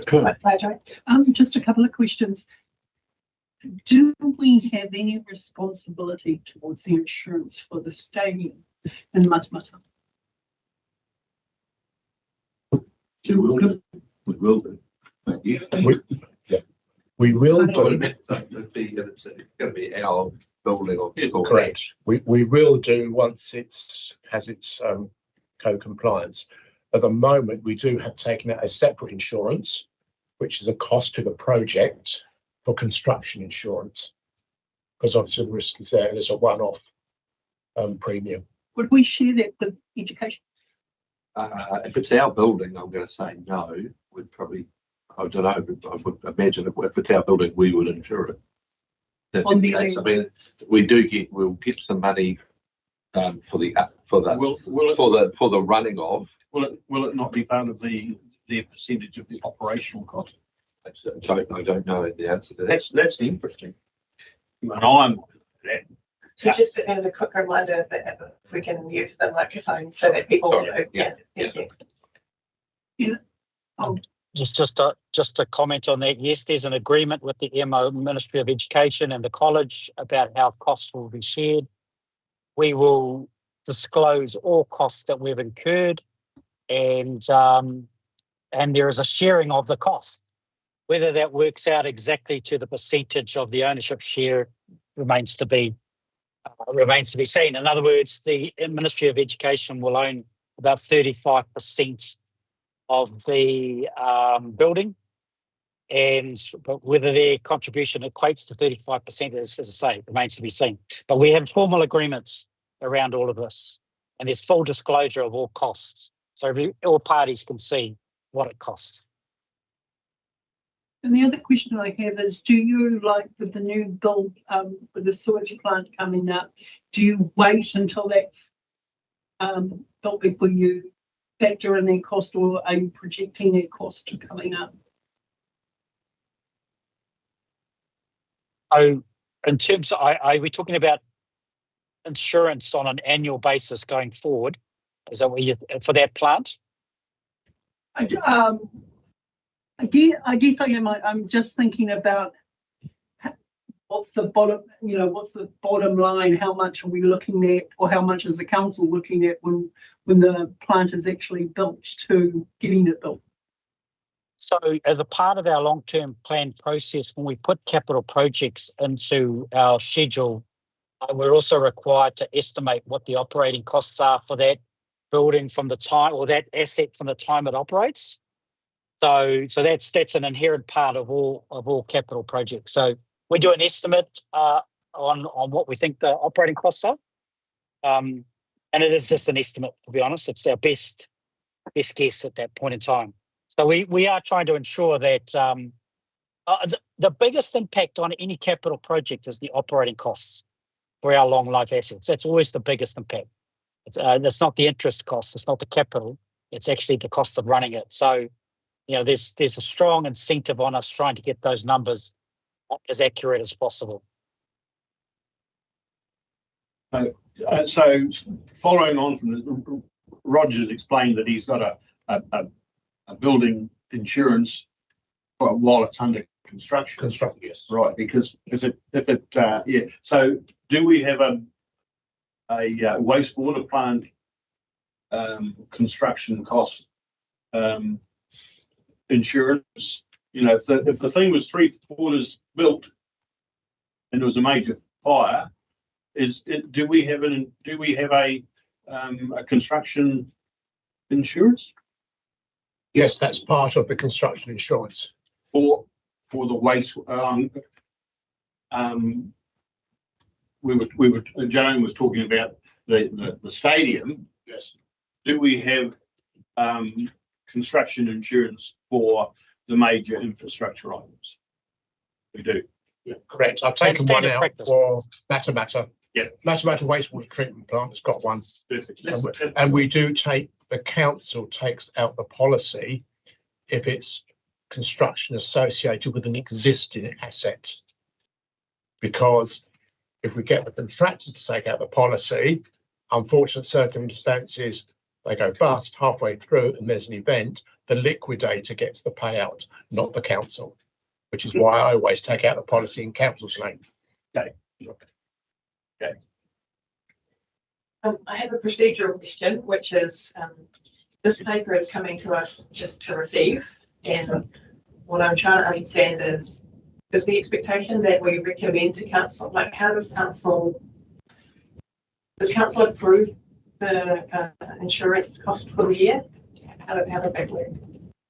That works through the annual budget process, unless there's an issue of change in risk appetite, for example, about cover, which we would take to you first and then go to council about. But other than that, the budgeting process for insurance is normal part of our operations. And so we will have a conversation when we do the budget with council about how premiums are likely, how we predict premiums might change. Thank you. So it will go via the budget to council, and by virtue of council approving the budget, that gives the delegation of authority to the CEO to undertake it. Okay, thank you. And my next question was in relation to, it's good to see the types of insurance that we have and how much that's going to cost us. What I don't see in the report is the types of insurance that we have and what the spectrum of coverage could look like. So as an example, if I take cyber there, the premium is for 25,000. I don't know whether that covers us for a lot or for a little. So I'm just not quite sure on what that spectrum looks like, and similar with the other ones as well. I do get a good sense of what we've been talking about, that we are covering what we need to cover. I just don't understand that spectrum of when I go and do my personal insurances, I can slide the excess bar from $250 as an example to $2,500. I don't know where we sit on that spectrum. I can provide that information on every policy. If you would wish that, I will generate that for you. I'm just thinking if there's an appetite amongst the committee members, because like to me it might look like this is the minimum coverage, this is the maximum coverage based on our risk appetite or tolerance. We've chosen to go here, which might include previous claims, etc. So what you're saying is on cyber, you've got a $25,000 premium. What is our cover for that 25,000? Off the top of my head, we've got about 100,000 cover of payout. Maximum payout is $100,000, but there will probably be an excess of $10,000 on that. I'd have to. Yeah, so just in terms of reporting, it would be quite good. Yep, I can to do understand. Yeah, you're asking for an extra column there that says this is what we could potentially claim. Yeah. Or and to add to that, potentially, are we getting this 10% coverage of the asset, or are we getting 100% coverage? I don't have a sense. So the total value of the assets in that category, and what's the maximum we can pay out?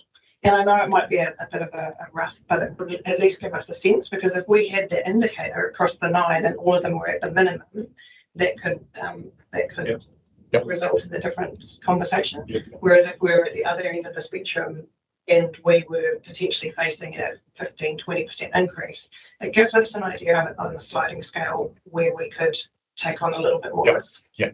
So the column would be policy, then it would be asset value. Yeah, or percentage coverage. But yeah, something like that. Does that help? Do you understand?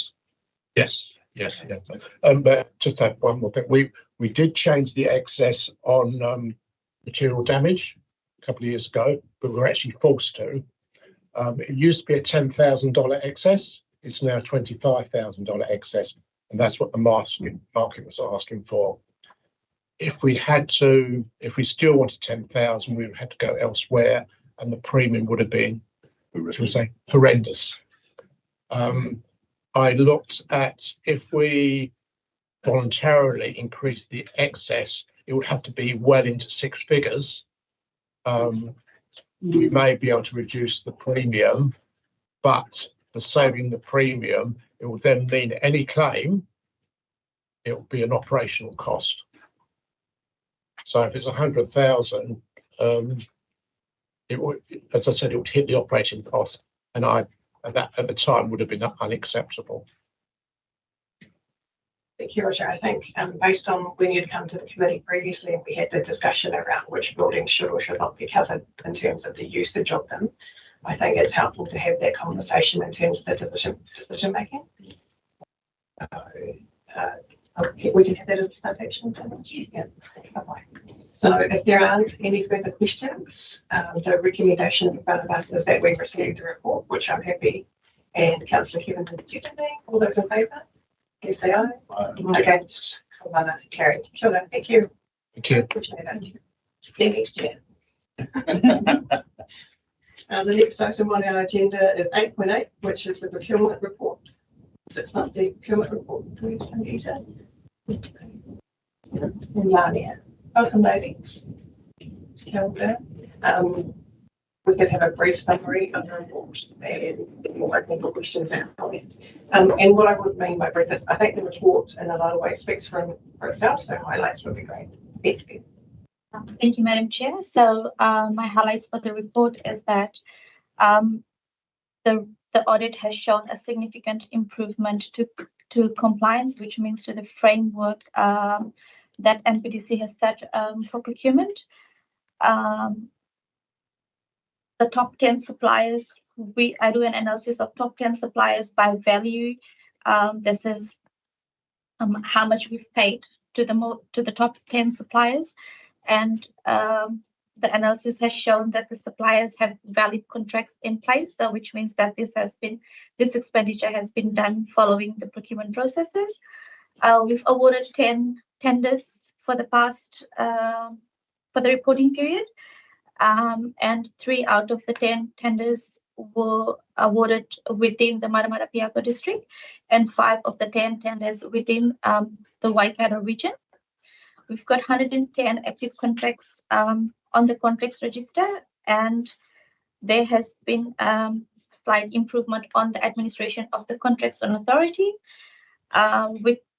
We've been working on continuous improvement with the procurement manual. We have updated thresholds to provide procurement efficiency within the organization and to make it easier for the council to do business with the suppliers. And within that period, we've joined 2 shared contracts, so which is professional services, which is the 2nd generation, and all of government external services panel. Thank you. Any questions or comments from the committee? My one question is, are we expecting, no, I'll take a step back. It's a great report. It's great to see the increase in compliance, and I really like the information that you provide in terms of the top 10 suppliers. I'm not sure if you recall, but previously I've been to an OAG forum, and one of the questions that they had asked in relation to procurement is, does your Risk and Assurance Committee know who its top 10 suppliers are and what that looks like? And I think you've done well in relation to setting that standard, so thank you. We're all aware, based on earlier reports, that the procurement policy is under review at the moment, and we're expecting it at some stage to come through the committee. Do you expect that there would be any significant changes which might have a significant impact on this report? I don't see any significant changes to the policy. Awesome. Thank you. There are no other questions or comments? I'll reiterate again, I think the lack of questions gives you a sense of the assurance that the committee is getting from this planning. So we appreciate it. I'm happy to move. Please have a seconder. By Joanna seconding. All those in favour, please say aye. Against? Call that carried. Thank you. Thank you. The next item on our agenda is 8.9, which is the project management. So item 8.9, project management.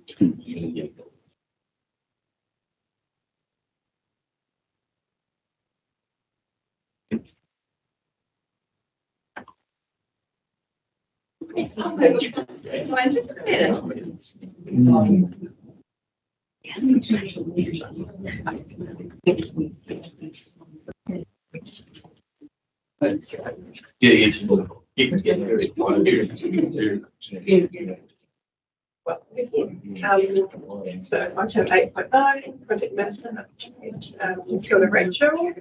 Over to you for some brief highlights in relation to your report, which will take us through, and then we'll open for questions and comments.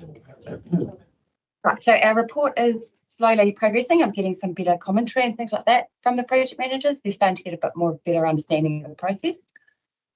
There's still lots of improvements that we can do, especially around risk registers, which is going to be a big focus going forward and getting some of that done. So spending some time with staff and helping them along with that. We have had a professional come in and give us some training, which they found really useful. And another thing I want to concentrate on is doing some of more auditing around the process and make sure that that is actually being followed, because that's where a lot of our hurdles come from. But overall, we're travelling okay. We've got a bit of clarity over how we're travelling now. Pretty dashboard, isn't it? From a pictures person. No, it drills down as well. It's great. Colourly focused, attention to where they should be. I think you hit the spot in terms of, but for some of our committee members, maybe not others, but Get it first. Any other comments or questions from committee members? The only other comment would be, if there is something really outstanding, I know that it requires action and stuff, that you overall see, whether it is something that the staff have to do, or there's something that's coming out in the information that we have. So from this information, this goes to the exec team, so they get an overview. So then that helps them be able to step in to help push something forward or make a decision if they can't get that from their governance or their sponsor at that time.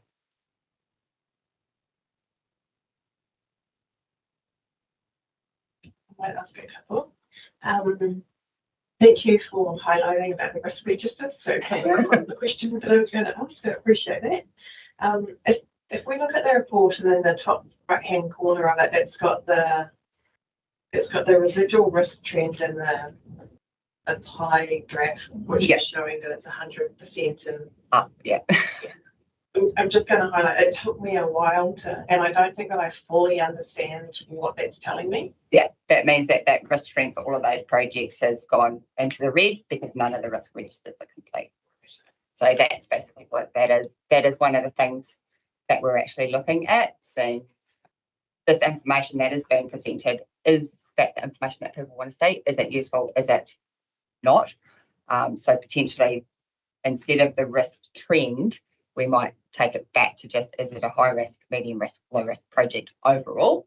So then we can just, have a quick look at these top 10 are what we've considered high risk, and we need to keep an eye on them. Maybe not so much the low risk, low complexity project that we are hoping that they kind of, track reasonably well. So yeah, that sort of information, is it useful? Is it not? And from that, I'd say probably not. Yeah, well, I understand that. It makes sense. But when I looked at it, it took me a while to wrap my head around what it actually was. Yeah. So thank you for the clarity. I also wondered whether we'd thought about, and it might be in here, I might have missed it. If there is a project in one particular report that comes to this committee that's currently at risk, and the next time it shifts into an action required, is there any way that we can easily tell that the risk in relation to that has elevated?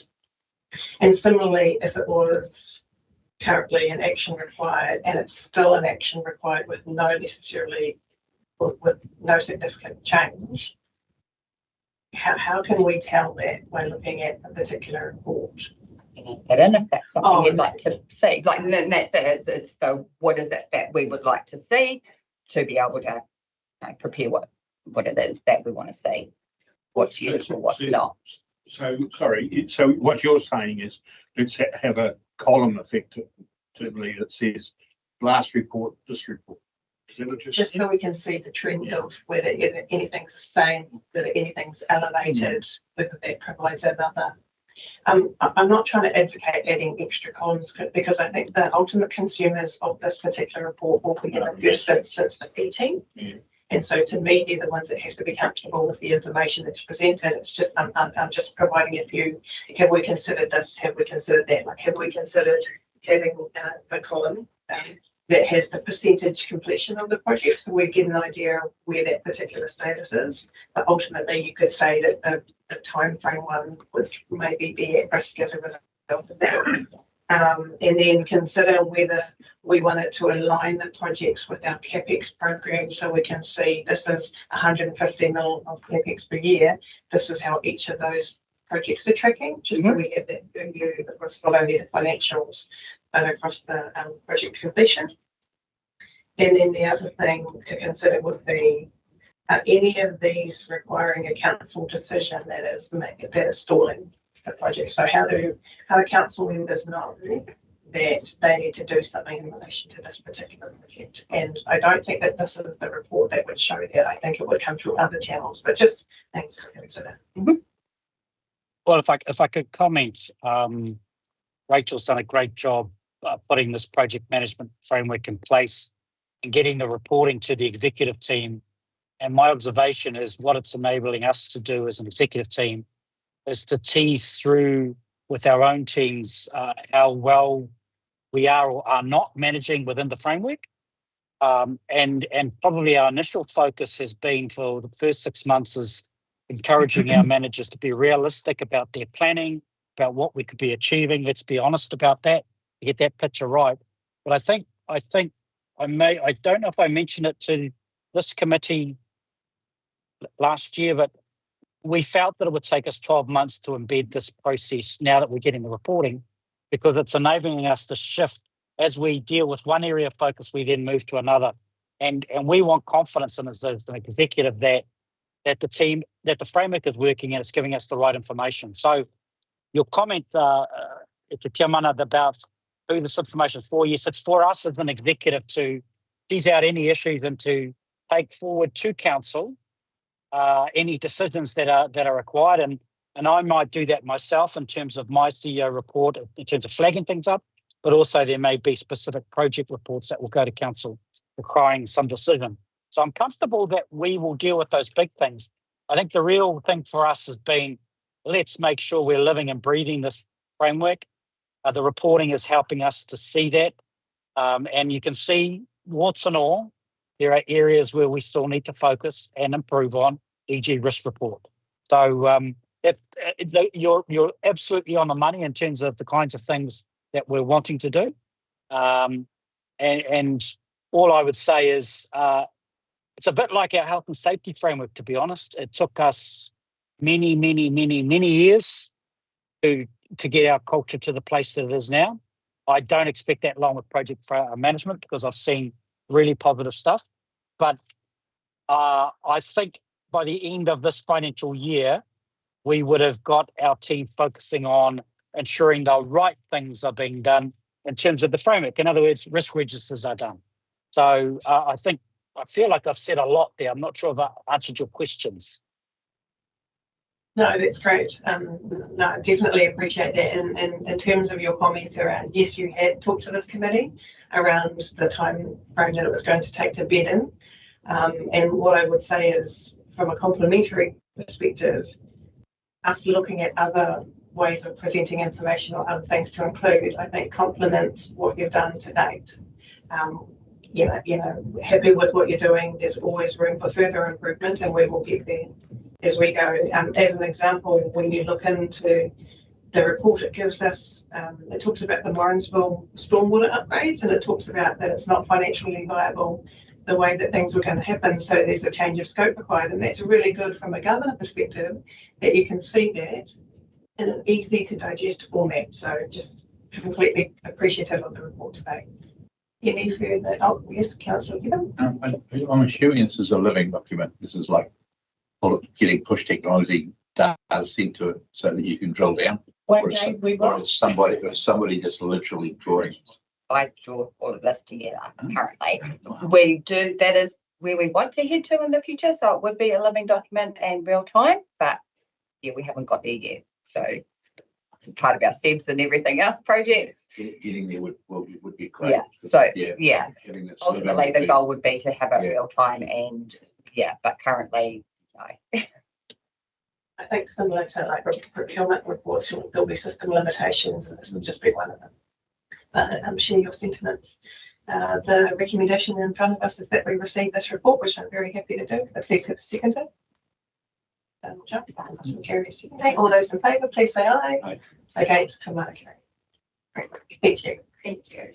Next item on our agenda is 8.10, which is the top risk deep dive into failure of essential services, infrastructure, assets, systems, initially focusing on water and waste, which is where welcome.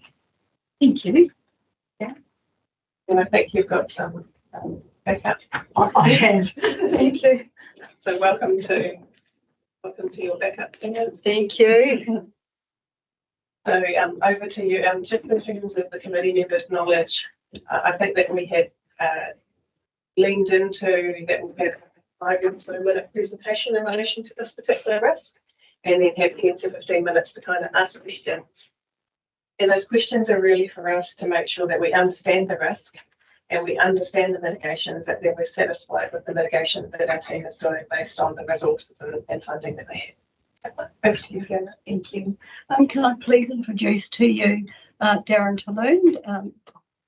Darren is our new wastewater manager and joined us a short 4 weeks ago.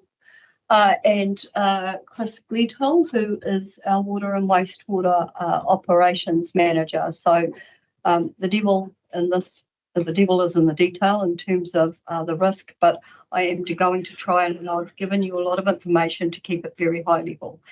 So I certainly don't want to delve in the weeds, but I wanted to give you assurance that actually our plans are quite detailed, and that we have a number of documents that help us to mitigate the risks of this particular risk. So I've only focused on water and wastewater, and I'm going to be very quick. So the risk description currently in the top risks is in front of you. So it says it's the risk of environmental, technological, regulatory, community threats that could impact the quality, reliability, sustainability of water and wastewater essential services. And then it drops it down into those 4 areas. So that is currently what sits as a top corporate risk. The challenge for me is it's hugely operational. And I think what I also noticed straight away is that last time round you had a deep dive into, and I did a deep dive into technological risks. And what I soon found was the integration between the two is very relevant. And after me, Ali will follow me with her emergency risk this afternoon, and you'll find that there's a huge integration between that and this risk. So why the risk matters? Obviously, public health crisis, that is the #1 issue for us. A lot of where we've landed today in terms of regulation and compliance is due to the Havelock North incident, and you'll all be well aware of that. We now have new regulators and a whole new brand level of compliance monitoring that has to happen. So it's really significant. We have to pick up in 1-minute blocks of data. We need to have automated telemetry for all of our supplies, and that is regular. Our laboratory testing has gone through the roof, so we're doing far more sampling than we've ever done before. And that's for a range of reasons, obviously, public health, environmental damage. There's been a huge amount of cost. You'll obviously know regulatory and financial, the legal prosecutions. We're currently in that process. There's fines and penalties, and the impact on the community in terms of service disruption when you're talking about water and wastewater is huge. And now, having been through a number of events, especially in Morrinsville, it takes its tolls. We've closed schools, we've had water tankers on the side of streets, so it's very real for us because we've experienced this risk. And obviously resourcing and productivity, so staff downtime and operational efficiencies is always at front of mind.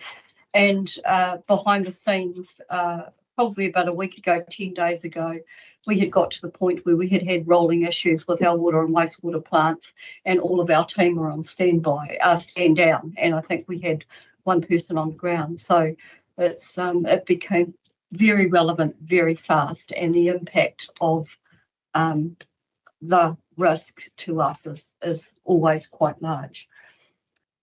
So the key failure points. So we thought it might be useful for you to just have a very high level summary of where our key failure points are in terms of our water systems and our wastewater systems. So abstraction, so that's where we're either taking the water from the streams or from a bore or from the river or wherever it's coming. At this stage, we've got at least 10, I think, abstraction points that we monitor. We've got obviously a number of treatment plants, 6 currently for water that we're operating. In terms of the reticulation and distribution mains, you're looking about 410 kilometres of network that we're keeping an eye on all the time. And I think we've got just around about 14 reservoirs and dams. And at every point, there is multiple opportunities for failure. In terms of our wastewater system, we're looking at about 268 kilometres of pipework and main, 36 pump stations, which is huge, as well as 4 treatment plants. So that gives you some sort of scale about what we're managing on a daily basis. We decided that we were going to quickly just do a bit of an assessment ourselves. So in the attachments, you've got a deep dive in terms of the risk. So this particular highlight came as the deep dive into the risk, and us as a team coming together and doing a whiteboard exercise just to actually have a think about what were the key risks, because there are lots. And where we came to was that the 3 key risks for us were the public health, the environmental damage, and resource constraints that we've currently got. And for you, the residual risk is currently very high. That's what we're currently living with on a daily basis. And what we're doing is trying to reduce us and reduce that risk too high. Having a conversation as a team, we don't actually think we're ever going to be able to get that risk lower than high for you. And that's for a number of reasons, and we'll talk about that in a minute. So the risk controls, again, you'll see that we've got probably about 15 risk controls in total. I've given you just a taste of some of the key ones that we use to manage our risk. So obviously the operational risk register, and I've given you a detailed copy of that, so you can see there that we actually have very well defined risks. and also a schedule of how frequently we're maintaining and doing work to resolve some of those issues that we do have. And obviously, we're currently in the process of a water services delivery plan, which will be the Bible for us in the future going forward with water. So then I just popped up some challenges in terms of what we're dealing with on a daily basis. Aging infrastructure, so high failure, lots of maintenance, and obviously repair costs, and that's over a range of pipes, treatment plants. So and that's just because things are getting old. They're getting old. Our plants were built in 1962. Some of our pipes have been in the ground over 100 years. So things go bump and break in the night. Obviously, external threats. Well, we've had quite a few things here. We've had an earthquake, and we had to get the team out checking all the pipes and all the infrastructure after earthquakes. We've had some floods. Some of you will have seen the last flood we had here is starting to pop up because it's just had an anniversary. So these are things that we're actually got familiar with dealing with on a regular basis. Power outages. So those sort of things are quite real to us. Obviously, the last 2.5 years, our monitoring, reporting and auditing and administration around all of this activity has increased tenfold. And I guess it's fair to say that at times we don't keep up with it all that well because there's so much of it coming at us. And the other thing that we're dealing with is a skill shortage in terms of our workforce and suppliers, as well as an ageing workforce. So those things are really quite topical for us. Our emerging risks, obviously, water service delivery plans. Local water's done well. We know something's going to happen in the not too distant future. We know that there's a new economic regulator on the way, and there's going to be pricing implications. And obviously, the weather keeps giving, and that increases our infrastructure vulnerability. So when we put all that together, where we got to was our assurance level is currently, we've got a residual risk of very high. We're targeting getting that down to high. We've got moderate controls in place, and we think that the 60% is around right. And when we do some thinking about what would high look like, well, we might be lucky if we get to 70%. And we also think we'd be very concerned if we saw a residual risk come back for this activity, for this essential service activity, as less than high. We would not, there'd be significant work needed to be done to get to that point. Obviously, our focus areas are reducing the risk, improving the controls, continuous improvement around planning, funding and governance, and obviously making sure that we've got an experienced internal and external team that can help us 24/7. I think that's it. It was a great presentation, actually. Now it's over to committee members to ask questions to give themselves assurance that they're comfortable in relation to the description of the risk and what our team is doing. If you are, I'd leave it to you both. Oh, and we'll as well. Welcome, Darren. Thank you. I suppose I have a question that's relating to you just touched on it, the age of the assets, 100-year-old pipes, which seems to be the cat's cry for a lot of councils around the country.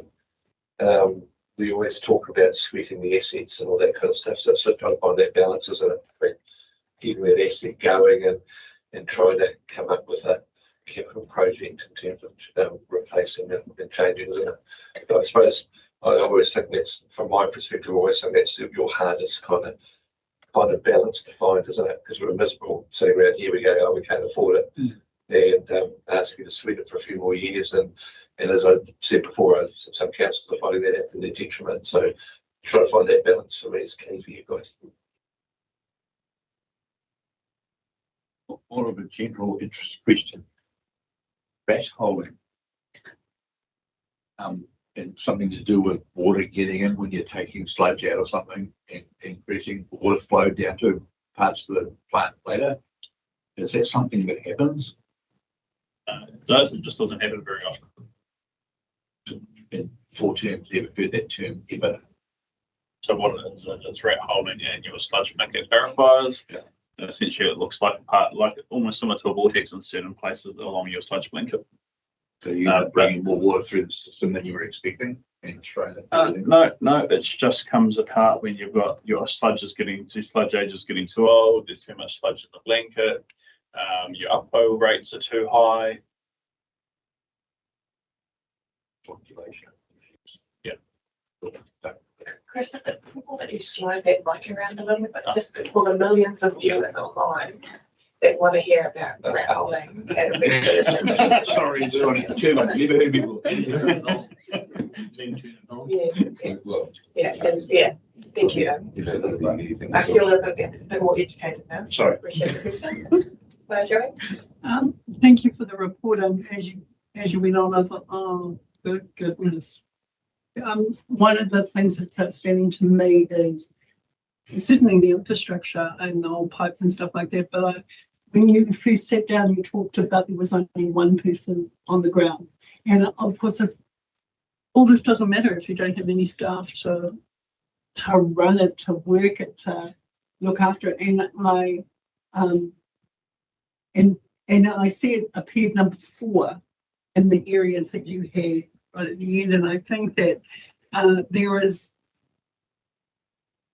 there's got to be a drive to get in the people to work this.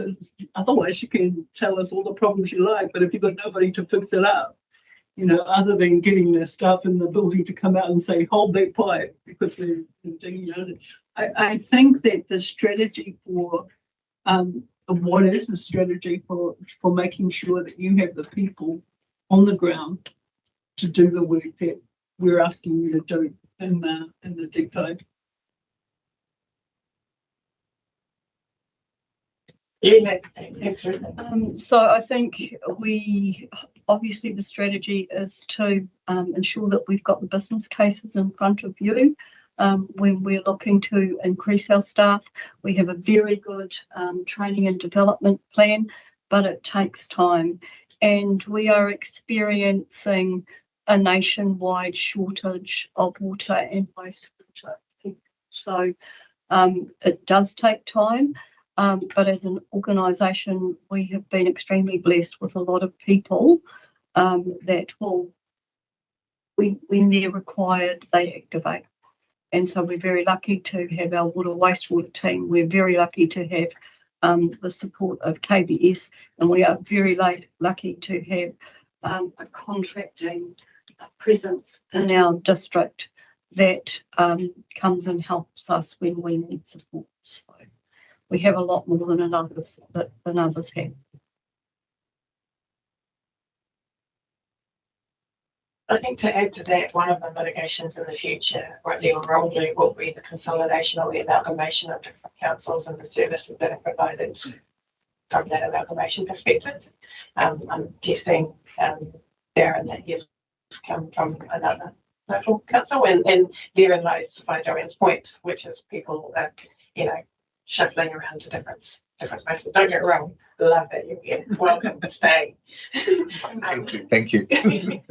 And so, but in the future, that's where it will have to be, right? So I think one of the things that, from this council's perspective, would be the competition with other councils in terms of the resources, in terms of the, so in terms of the staff, in terms of the contractors. So I see that as, light at the end of the tunnel, say, that we might have some kind of answers in that space. Fiona, do you have any comment in relation to that? No, I agree with you. I just, I guess the next bit to that is it will take time. So I think we're probably looking about 2 to 5 years. It will take time, but that is the way forward. Just a note for us in terms of the safety report that we've just gone through and the pressure on the staff. It's something that well, council will have to note that it becomes a part of their report as well. That the more that, without failing the infrastructure, like the pressure boilers fee, the time it will take to train the people to the standard that we need, and one person on the ground is, even though we have all the things that you've just said, it's also that when we look at those bigger projects, it becomes more outstanding in terms of making us just run. Thanks for that. And I think that in part is what the Future Ready, I can't remember the actual name of that particular, what Future Ready is focused on. And I feel for those in local government because we've been pulled in many different directions, especially in the water space over the last however many years. But at the end, there's still an important job to do behind the scenes. But I think at some stage we might get some reporting from the Future Ready committee, as a committee or group. Yeah. So it was referred to in the CE report. Yes. Future Ready. Right, so for those online candidates, we'll get some reporting in the future from the Future Ready committee about impact on staff and the different things that the team, the executive team, etc., are doing in that space. The clarification: we said one person was on duty, everyone else was on stand down. That means no one else was available should something happen, or that was a plan, everyone else was on stand down. What it means is that all our guys have been over allocated as per our fatigue policy, and we'd hit our hour caps, and the guys had broken sleep because it's a 24-hour operation. We run throughout the night, and quite often somebody will get alarms at 2 o'clock, 3 o'clock, 4 o'clock. And then that means they end up on stand down and someone else steps in to cover, but then because they've covered, it's basically an endless cycle. Yeah, okay. Until everything Something comes health around. and safety issue type scenario, should they go, if something happened while they're back on duty, and so cool. And secondly, Fiona, thank you for staying. I know you were only supposed to stay for 1 or 2 years when you first arrived. This is 3 terms later, you're still here. Thank you for your longevity, and hopefully these both are the same. Look, I really just have a general comment. Is that it's a high risk area, but the documentation tells me that you've tried to identify what they all are, and you know what it is, and you've got a plan ahead. So I just have the confidence that you're doing everything you can, and that's all we can ask. It's great feedback from the team in terms of giving the assurance. Do you have a fallback? Should everyone be on stand down? Is there someone else you can bring in? Third parties, contractors, blah, blah, blah? Each other. Just each other. Each other, and we have 2 very reliable consultants that have been helping us for the last 10 years. Hugh Ratsey, who you know, and Ian Rabbits. So we've got one in water and wastewater to provide that assistance in that situation. Yeah, the last thing we want is for people on stand down because of long term working. We come on and then something happened, and then something happened to them, and then everyone turns to custody. Yes, to the council, surely this is our bread and butter. This way.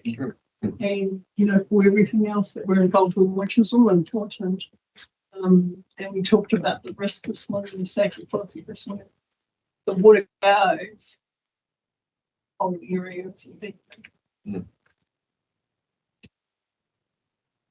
I've just got a quick question just for transparency. We're focusing on water and wastewater. Can you just remind everyone again why the focus isn't on stormwater? I know you know the answer, just we're good to hear it though. So I think right now, stormwater has been the poor relation to water and wastewater. So I think a lot more, we're not as advanced in stormwater as we are in water and wastewater, and I'd say that's a national issue. And there's too much uncertainty currently around standing up anything for stormwater at this point in time. So I think stormwater will stay. for a wee while until we put a little bit more work into it.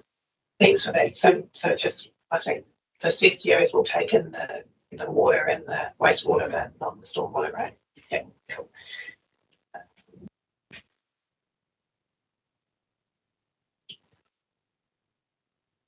I just want to reiterate again, so thank you for in relation to pointing out the resourcing, because to me, the public health risks arise if we don't have the resourcing. The environment type risks are potentially impacted by the amount of resourcing that we have. And from a governance perspective, you've also said that despite a huge amount of investment, we might not even get to the high residual or the 70%. And so what's the ask of the council to get us there? Are we talking billions? Sorry, I put you on the spot. I'm just trying to get a sense of. I have no sense of the number, but I would suggest to you that we will have a lot more sense of the number in the next 6 to 12 months as we build the Waikato Waters done well modelling, as we look to what an enhanced unit might look like, and as we march towards having to have a approved water service delivery plan due by the 4th of September. So the modellers are working over time in the background, trying to find a number that has credibility attached to it. Thank you, because I've asked the same question of CoLab, who are doing work in the background in relation to what that could look like for the CCO, but I just wanted to know how, to what extent that's filtered.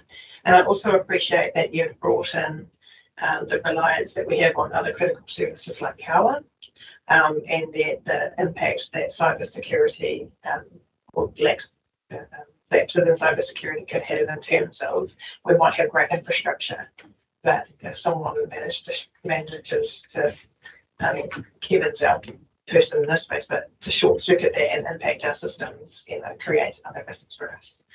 And the final thing would be, how comfortable are we in terms of doing business continuity planning, testing of those types of things, or are you comfortable based on the issues that we've had before, like the closed schools, the water tankers, that we've actually had a good run of testing, the failures or the shortcomings in the system that are either under or not under our control? I think I'm comfortable that we've had lots of experience in terms of testing the systems when they fail. Each time has been slightly different. No system failure we've had has ever been exactly the same. Some of them have been similar, absolutely. So I'm fairly comfortable about that. In terms of our business continuity plans, I've obviously having to deep dive meant I went in, had a look at where they're at, and they need some work. And is the business continuity plan the right document going forward, or is it the water service delivery plan that is now going to be the right document? So as an organisation, we need to just pull out all of those good documents that we've got and decide where is the central point of truth. Thank you. I think you mentioned before that the water services delivery plan will be the Bible. So from my perspective, I'm not necessarily fussed which document it's in, as long as it's covered. And I think you've given us assurance of that. So thank you. That's okay. One last clarification. How often does this happen? This stand down where people are on stand down, you've only got limited staff. Is it acceptable that it happens that often? And is there anything we can do about it? Because to me, that's an unacceptable risk if it's happening a lot. It is regular. It would be most weeks, not just multiple times a week. Yeah. And we're working. I think some sort of report back to what's happening, because that's completely not acceptable to put people in a position where they have to go to work because of peer pressure or they feel as though they have to go.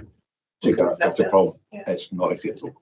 But and this comes back to the ask before of what was the request of, and to me that feels like there's appetite around the table, but the request of council is to ensure that we've got something to give a better outcome in that space, so that people don't feel like they're. We need to look after our staff, and that's not that's not living and breathing it. And that's about us having written the business case and assessed. So we're in the process of doing that. And can I just assure you that I have all of the time worked by all of the water staff for the last 2 months that I'm analysing because of this issue, to get that picture myself as to what's happening, and then the second part of that is to the why. So look, this fatigue issue, and the waters team has been on the radar, health and safety and waters team, for I think the last 2 years. I've got a little bit more involved in it now, and I think the teams certainly are under pressure. There's no question, and things need to change. But I think you've got a team around the table there that are very experienced, know what they're doing. And I think the other key issue that Fiona made the point about is you just can't bring somebody off the street. For them to be effective, it takes time. But rest assured, there are a number of strategies in place. One, some short-term ones for us as an organisation, and this goes to the heart of how we need to manage this critical area in a better way going forward, and what is on the table for council to consider about aggregation of services, because as our previous CEO said, Te Miro water supply, the treatment plant, is closer to Cambridge than it is to Morrinsville. Te Araha is closer to Pairo than it is to Matamata. So there's some real opportunities there, but time is the key, and I think what I would reassure you is these things, they're not being left, they are on our radar.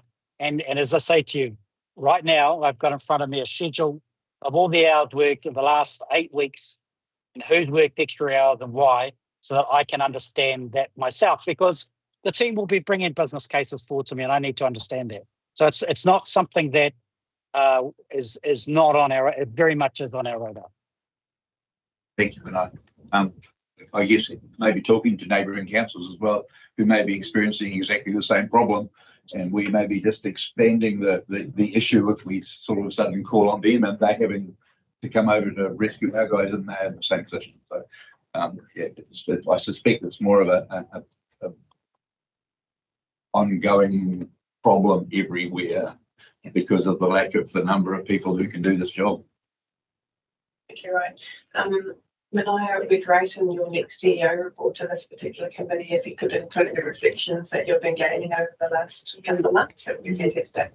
And that's notwithstanding, you might do some further reporting to council, but it would be good to kind of close this point out in relation to this particular committee. Sorry to go on about that, but I think it's important. No, you're absolutely right. We need to live our values. Any other questions or comments? Otherwise, I'm going to move to a recommendation, which I'm gathering will be to receive this particular report. I'm happy to move. We have Councillor Kevin Digging. All those in favour, please say aye. Aye.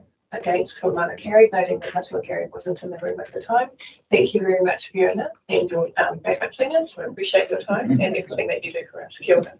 Thank you. Thank you. Thank you. Welcome. And my apologies to Ali in terms of item 8.11 on the agenda. We're running slightly late, but this will be the deep dive in terms of the inadequate response to local level natural disasters, extreme weather events and pandemics. She has talked. I am. And welcome, Toka. Go on. Over to you, Ali. Again, the format will be around the 5-minute presentation, then a 10-15-minute opportunity for us to ask questions. Thanks.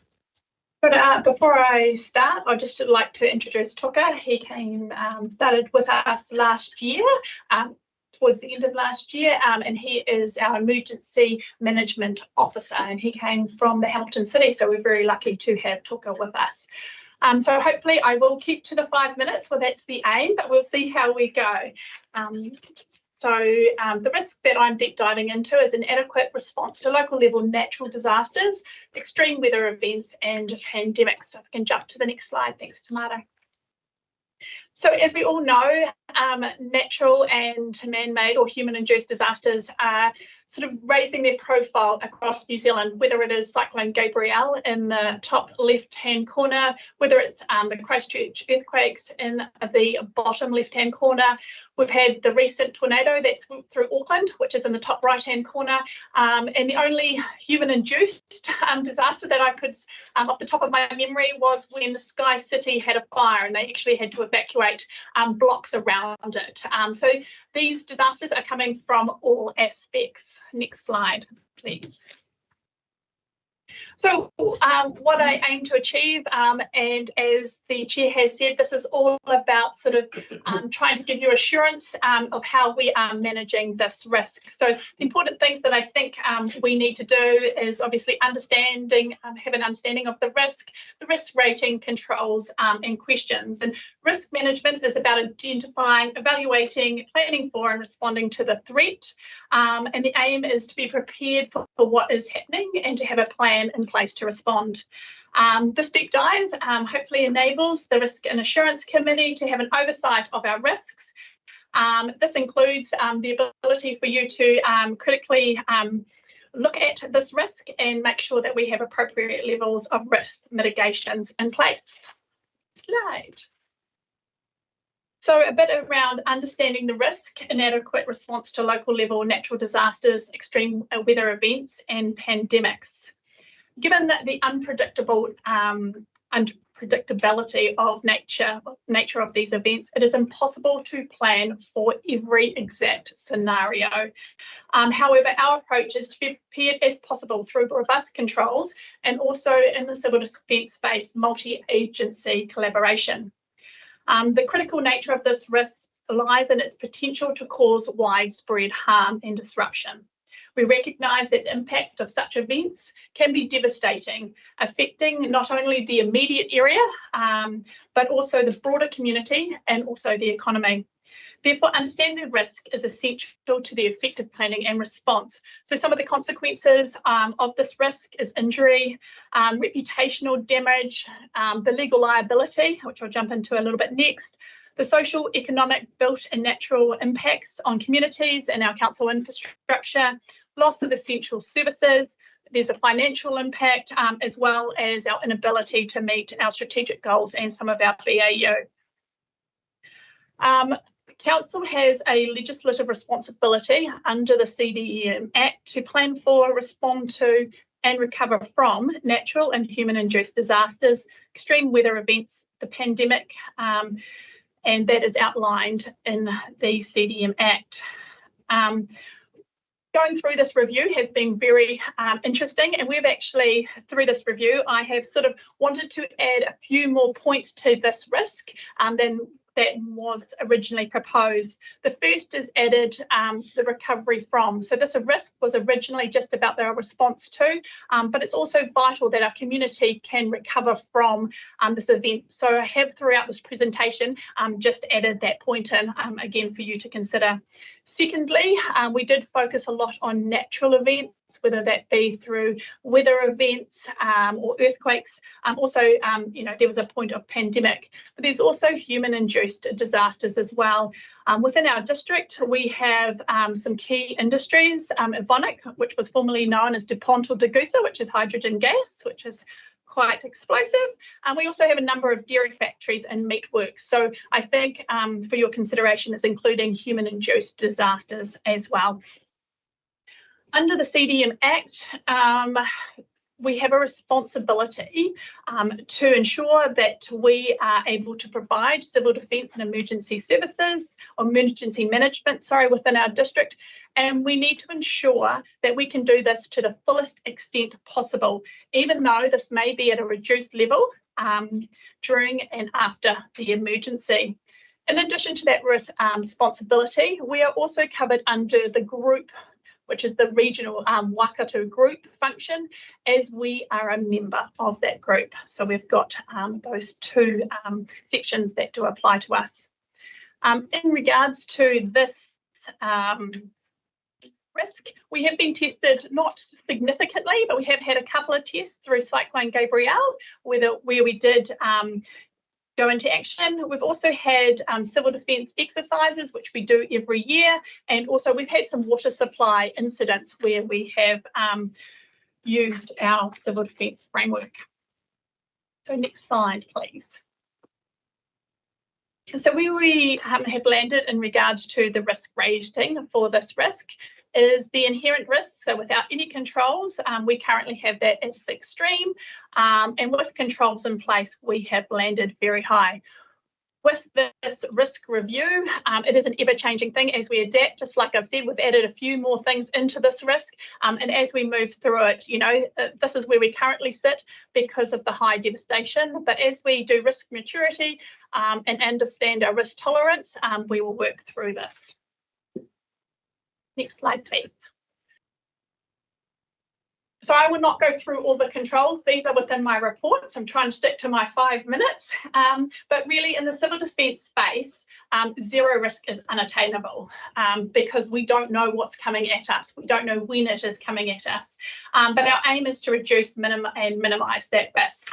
So the controls, also the CDM framework that we use is readiness, reduction, response and recovery. So those 4 R's is the framework in a civil defence and emergency management. So I won't go through all those controls. If you're happy with that, Madam Chair, or just keep going to try and limit to the 5 minutes. And the thing that I'd really like to focus on is where we're going in terms of forward planning actions. So we have Tuka here, our emergency management officer. He has a work plan. We're really looking into those operational planning for reasonable foreseeable events. So the 3 that we are focusing on is having an operational plan for a weather event, for a earthquake, and also for an industrial activity. And we're actually looking at Degussa, Bonnet, DuPont, depending on your history of which one you call those, to make sure that should something like that happen, that we do have an operational plan, which will be a starting point for those. We also, like Fiona has sort of said, looking at identifying the critical roles and making sure we have coverage in those. So this is moving forward. It's something that we haven't quite done yet. That's both from a council perspective, but also from an emergency management, like controller, recovery manager, and the like. Making sure we regularly exercise. So we do have a performance measure to do it once every year, but making sure our employees know what to expect when they come into an EOC, making sure we're testing those muscles. I guess the more that we test them, the better they will be. In terms of Tuka's work plan, also establishing internal communities of practice. So having groups, say our planning function, our logistics function. So those teams are meeting regularly.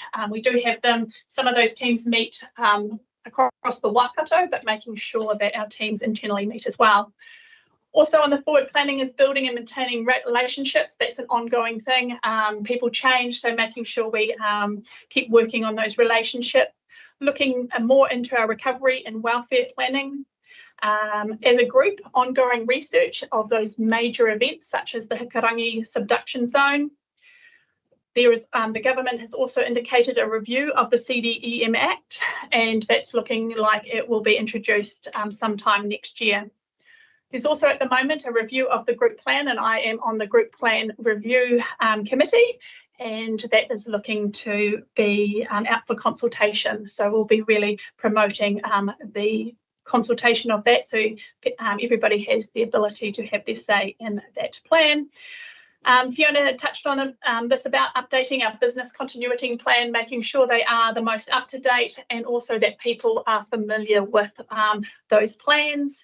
And community response planning and adaptations, starting to get into that field too. Our people out in the community will stand up in a natural event, and making sure we can have that as coordinated as possible. So looking to get out there and work with our community. That is pretty much my presentation. So if anybody has any questions, Tuka and I are happy to answer them. Well done, you got through a lot of information and actually wasted time. I hope I met the 5 minutes, probably just a bit over. Looks like 5 to me. Questions, team? I feel we're just incredibly lucky that we have this civil defence emergency management team that includes these two for a start, but headed by Julian Hamilton. He's amazing. He's a bundle of energy and knowledge. Mark as well. So he's been there for a long time. So this is a well-performing Spitfire engine. It's right up there as far as organising goes. And Julian, like, always trying to make things better and faster, and the response side of it. I see you're in the Waikato recovery manager for this as well, so it's cool. Well done. That's obviously why you're interested in the recovery side. It's something that they've been trying to push a lot for the last couple of terms. So yeah, it's the how to recover from the worst possible situation, and the exercise. If you get a chance to go to one of the exercises, they're amazing. The pressure that they put them under and how they respond and organise and stop volunteers from getting too involved when they shouldn't be, but using them to do what they need to do. It's a well-oiled machine. It's amazing. I'm sure you two are going to follow the footsteps. Thank you, Amy. Just coming back to the evening scenario. So there's a bit of a plan to do. I guess it's been one of those things that's been on our radars, council, for maybe two years now since we just started the interviews for what's the name for. But 2 years. What's a long-term plan? Maybe I think that in terms of seeing how progress is happening around understanding those risks from factory impact of what activities. So in regards to the impact, we have done a scenario based, and what we can guarantee is that it will not happen the way our scenario is written, because with these events, they never exactly happen as you plan, and we can't manage that. So our aim is by the 1st of July is to get operational plans, and they will be a starting point in relation to should we have a weather event, an earthquake, or a human-induced disaster, then at least we have some operational plans, but that is at the operational level. That is not at the risk level. In terms of risk going forward, that's continually evolving. Obviously, we've got quite a few changes happening at the moment, so we probably have new direction in terms of the CDEM Act, and that's going to be influenced by the recent reviews, both nationally and regionally, that have come out of that. So what that will exactly look like, we do not know. What the indications is still at a local level, we can have the most impact, and therefore it's likely at a local level, we will still have quite a big function within or responsibility within that area. How can I give you assurance of how these risks are changing and also the development that we do over time, or our 2-year plan? I've got you right in the question that you were asking us. That's a hard one to understand, because if I take an example of training, so people come through the organisation and train at different, and if they leave, that resource and that knowledge is gone, so we need to train the next person and to make them aware of operational plans and our systems. We can do a little bit of giving you assurance if we're working with the community through that community resilience and adaptation plan. That's something that as an organisation we are looking at, so we could probably give you some progress or development through that, and that may come through the project management framework, depending how that lands. Yeah, I don't know exactly how I can give you from here to here of the progress that we're making. It's ever changing. I think that's something that Cammy might need to consider alongside David in terms of the reporting against our top 9 risks, and then how we're doing in terms of the activities to reduce those particular risks. So I see it coming through there, but just as a heads up, I don't see it coming for a while, because we're still on the journey in terms of undertaking that, we're still on this risk journey. I see it coming, but not yet. I guess that's the assurance I'm looking for, is that we are doing something. We're on to it. Yeah. Work is being done. And I think that's part of what this is about, is for us to get, this is where the team is at the moment, but as To me, it would look like when this came to this table again, we would get a roadmap that kind of shows where we are now versus where we are in, say, a year's time. Where we'd like to be. Yeah, exactly. Right, Joanne? Just a couple of things. One is security around if you're called to action because an event happened. And I mean that, like people go into panic and then everybody starts doing whatever they want to, or before they settle down. It's not necessarily your problem, but it becomes right about, having enough food or whatever. So that when I look through this, I just wonder about the security measures that are put in around team around what's happening. It's one. The next thing is the relationship between national and local. Sometimes the interference, what's happening in our local region, and sometimes I want to call it interference because they're coordinating at a national level. But what kind of autonomy do you have in that? Because of course we're looking to you as the people that know our region really well and can move into it. And the other thing is, third one is when it came down to some of the calling in community groups, marae were left off any kind of charity anywhere, and the response that we can have to house, to feed, to work with groups. If you were to put out, if something happened tomorrow and then you'd say, okay, I want to call in them and I want to call in them and I want to call in them, whether or not you have a listed group or marae that you can say, let's talk to those people and let's start housing and let's start looking after this shit. So those are the three questions. I had one, but I've forgotten what it is. So hopefully I have got all of those. The first one was around security about what's happening. The second one was about autonomy at a local level, and the third one was around marae and how they can help. So let's reverse that, and I'll start with marae and how they can help.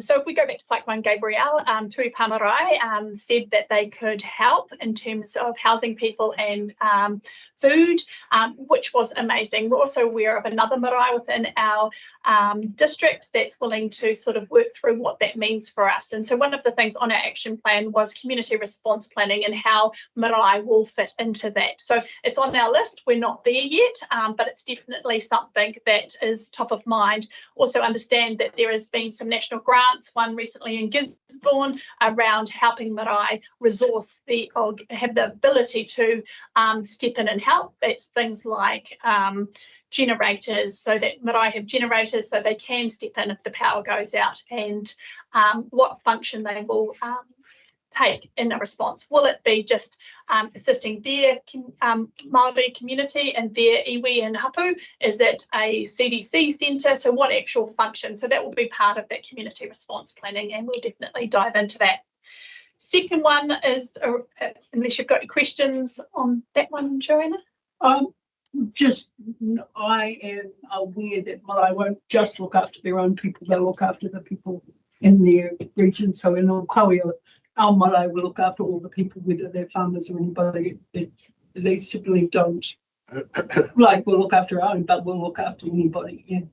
Absolutely, and that is the feedback that we have received from the marae within our district as well. So we're looking to explore that and what that means for the marae and for us in our response. In terms of autonomy at the local level, civil defence is still very hierarchical. So you have NEMA, who's the national, and then you have group, who's the regional, and it depends what event it is and at what level we have declared. So if it is at a local level and it's just us, then yes, we do have autonomy and it will be led by our local team. If it's a regional declaration, and then our controller does need to look up to that regional controller, and same at the national level. So well, it depends on the event, but there is we are best placed to look at a local level, and it is two-way. We do feed information up to enable decisions to be made. And the third question around security. So could you just explain that a little bit more so I can understand? Just making sure that the teams on the ground are quite safe. Humans do unusual things when they panic. And so, you know, like one from looting because they think that they're never going to get anything, to they find a good opportunity to acquire things. You know, like, and of course, when you're working on a disaster, the last thing you need to do is start looking after, you know, everything else around you. So making sure our teams are safe. And I know the police will be involved, which might be one measure of security, but just, you don't need to run out to your truck that you're loading and find that the truck has gone off down the road, you know, like that kind of thing. Just come with simple things like that to making sure the people are safe, because you're working at night, sometimes you're working in the middle of the disaster, and are our people safe, or as safe as they can, you know, never. Sure. So just making sure that that kind of thing is, we haven't missed that we're looking after our own people who are running this stuff. We're looking after everybody else, but not our own people on the ground. Yes, so one of the functions within an EOC is health and safety, and it is obviously, as an employer, a real high priority that our people are safe and that they come home every day. So it is top of mind to us to ensure that we have got controls and measures in place to make sure our staff are safe, and that we're taking appropriate steps in that. That will look different to each scenario, so it's very hard to have those all written out, but we definitely do have a health and safety function as part of our team in any emergency. In regards to security, yes, police will play a predominant role in that. However, I do see this community response planning being a proactive way of trying to reduce that as much as possible. If we have our communities coming together in a collective way, in an organised way, them letting us know what they need, and having sort of a hierarchy, or they forming their hierarchy, that will be proactive and hopefully try and reduce the amount of looting. But it is a very hard one, but I would say police would be the predominant in that space. I guess when it comes to pandemic, because public health is my background, now that we've gone through the pandemic kind of issue, everything that comes up will be, and so we have people that don't agree with the whole kind of let's do this, and I guess security around there too, because now we have a lot of disinformation or whatever that might work against what you're trying to do, so that's part of the security as well there.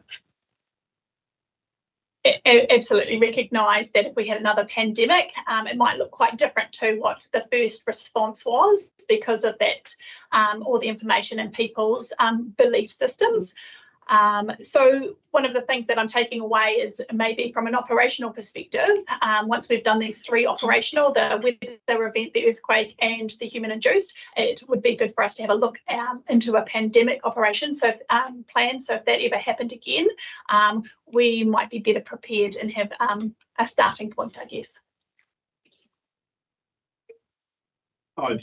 Just a general, as far as I'm from civil defence, resourcing, and by resourcing you mentioned power supply and that sort of stuff. There will never be enough resource, will there? Because you don't know where it's required and what have you. But you are taking some planning into the resourcing.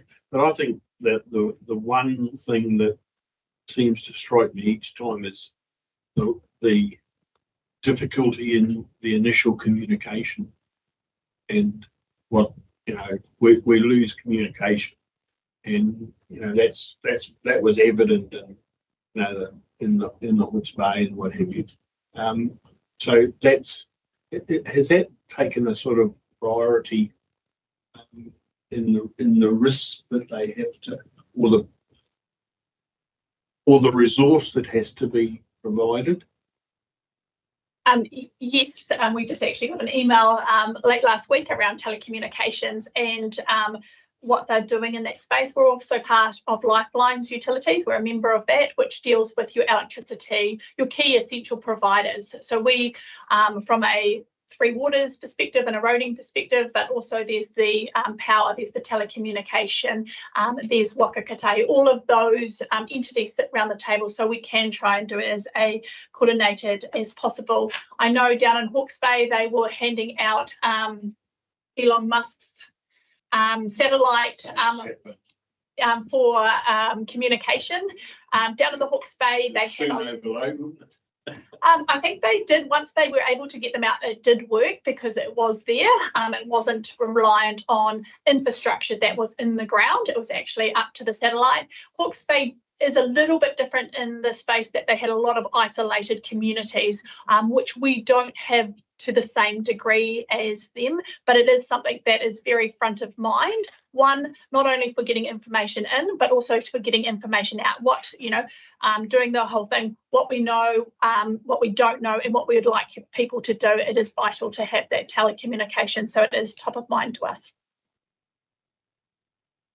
Can I just add one more point in terms of the resourcing that you've talked about? One thing that I did forget in my presentation, and my apologies, is that currently Tuka is the service of civil defence is provided through a service level agreement with the Waikato Regional Council, and Tuka is actually an employee of the Waikato Regional Council. We do have Mark and Cherie that also assist, and that's collective across the few councils within our within the Waikato. Hauraki also work through a service level agreement, same with South Waikato and Hamilton City.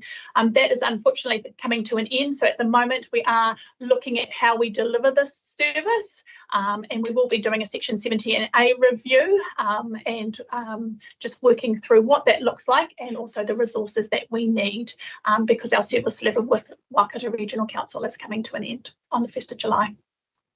Not likely to be renewed, or?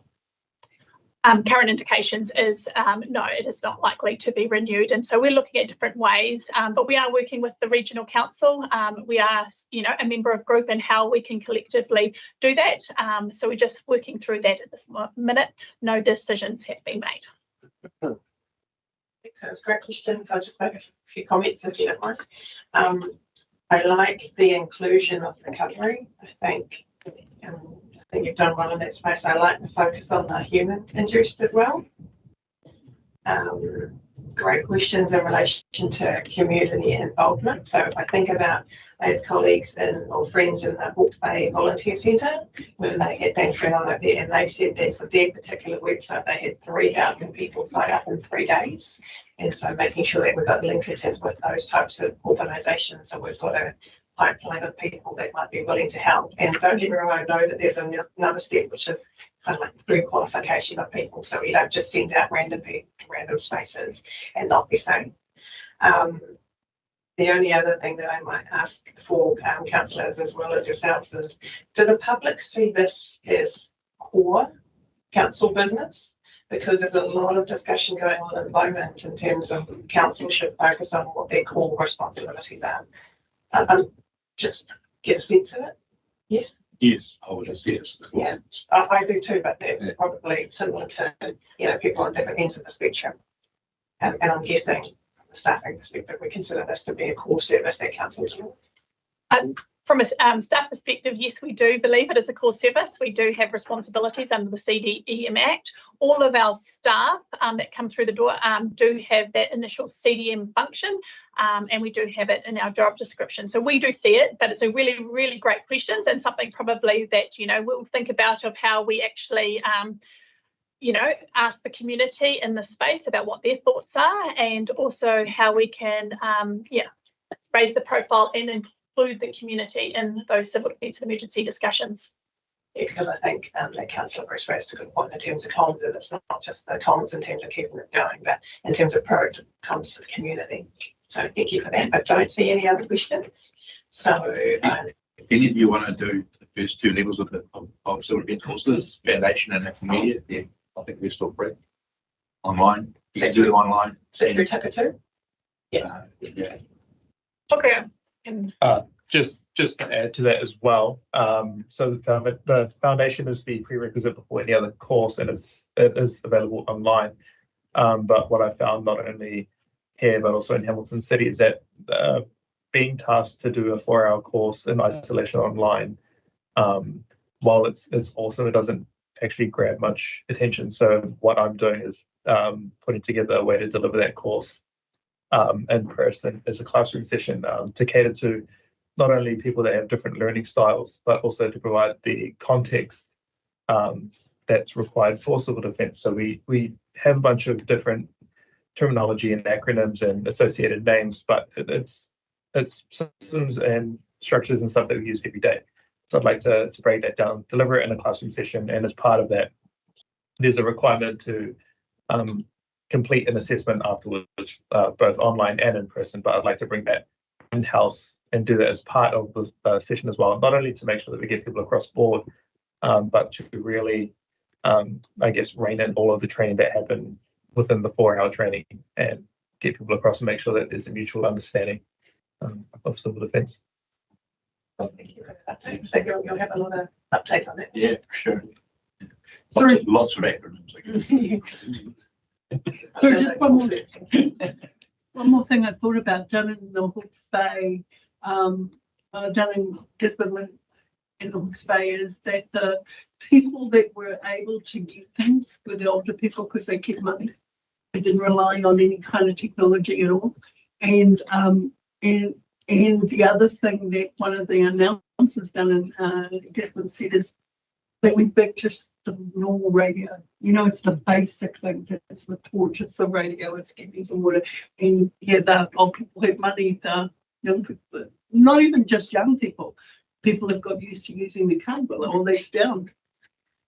Absolutely. Tuka was out into last year at the Morrinsville markets, and it's about being prepared. And so as part of this, we also try for every opportunity we can to sort of promote that message. So Debbie Burge upstairs has been to Grey Power and done some presentations, and Tuka was at the markets, and it's quite interesting. He's got a few activities, you know, in an emergency, what would you take? You name the top 10 things, and he's got some stickers and some magnets, and it's about education, and people do need to be prepared themselves. That is part of civil defence and emergency management.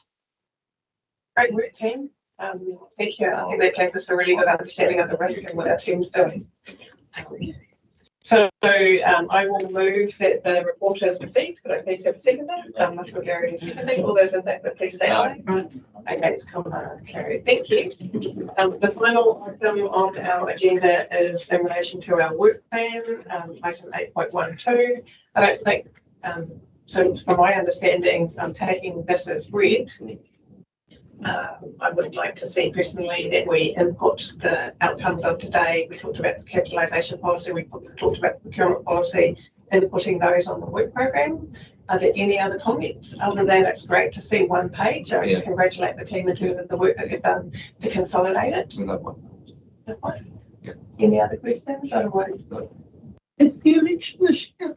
Yeah. Does that impact on this at all? No, I don't think so. That's because, to my understanding, the election will happen in October, and then the new council will establish this particular committee, and whomever sits on that committee will undertake the December actions. So we don't really. Yeah.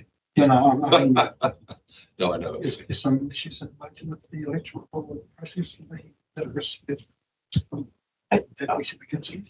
I think it has the risk. I don't think it's anything that we could control locally together. In terms of not very much of it. Asking if there's impacts with the electoral system nationally,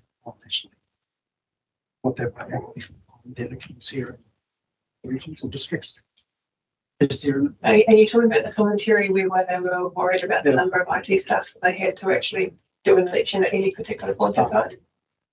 But I did hear further commentary after that, just from the commission, that specifically stated that they would be.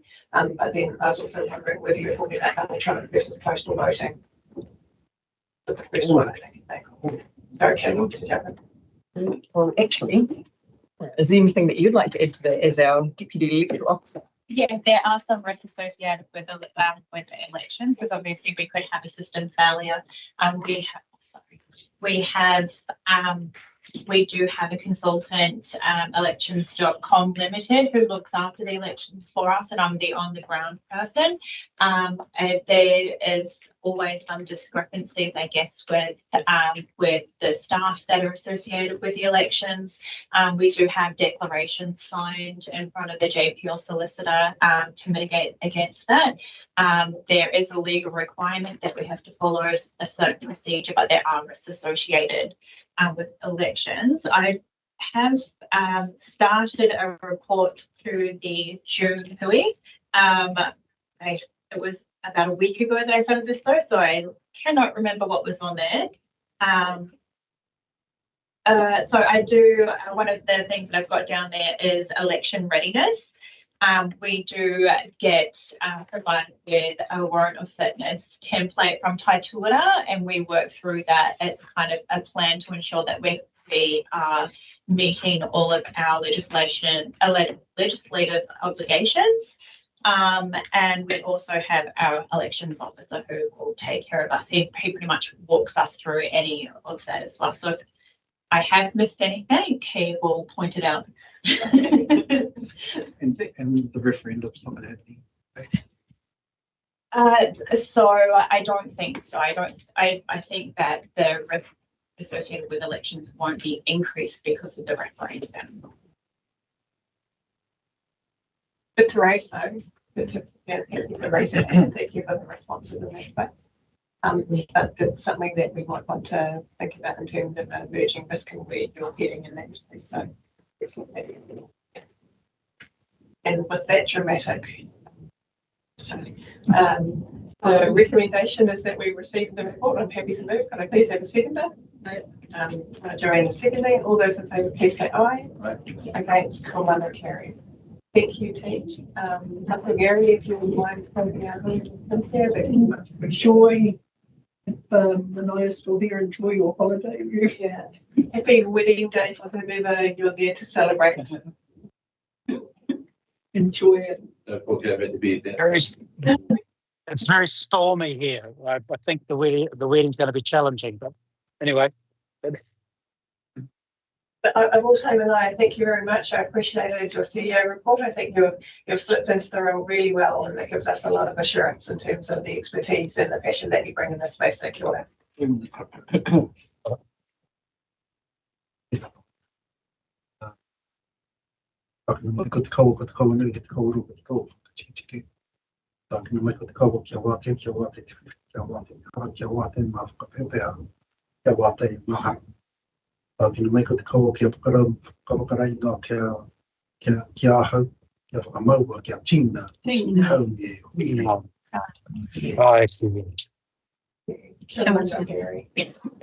Good luck everyone at Te Mata.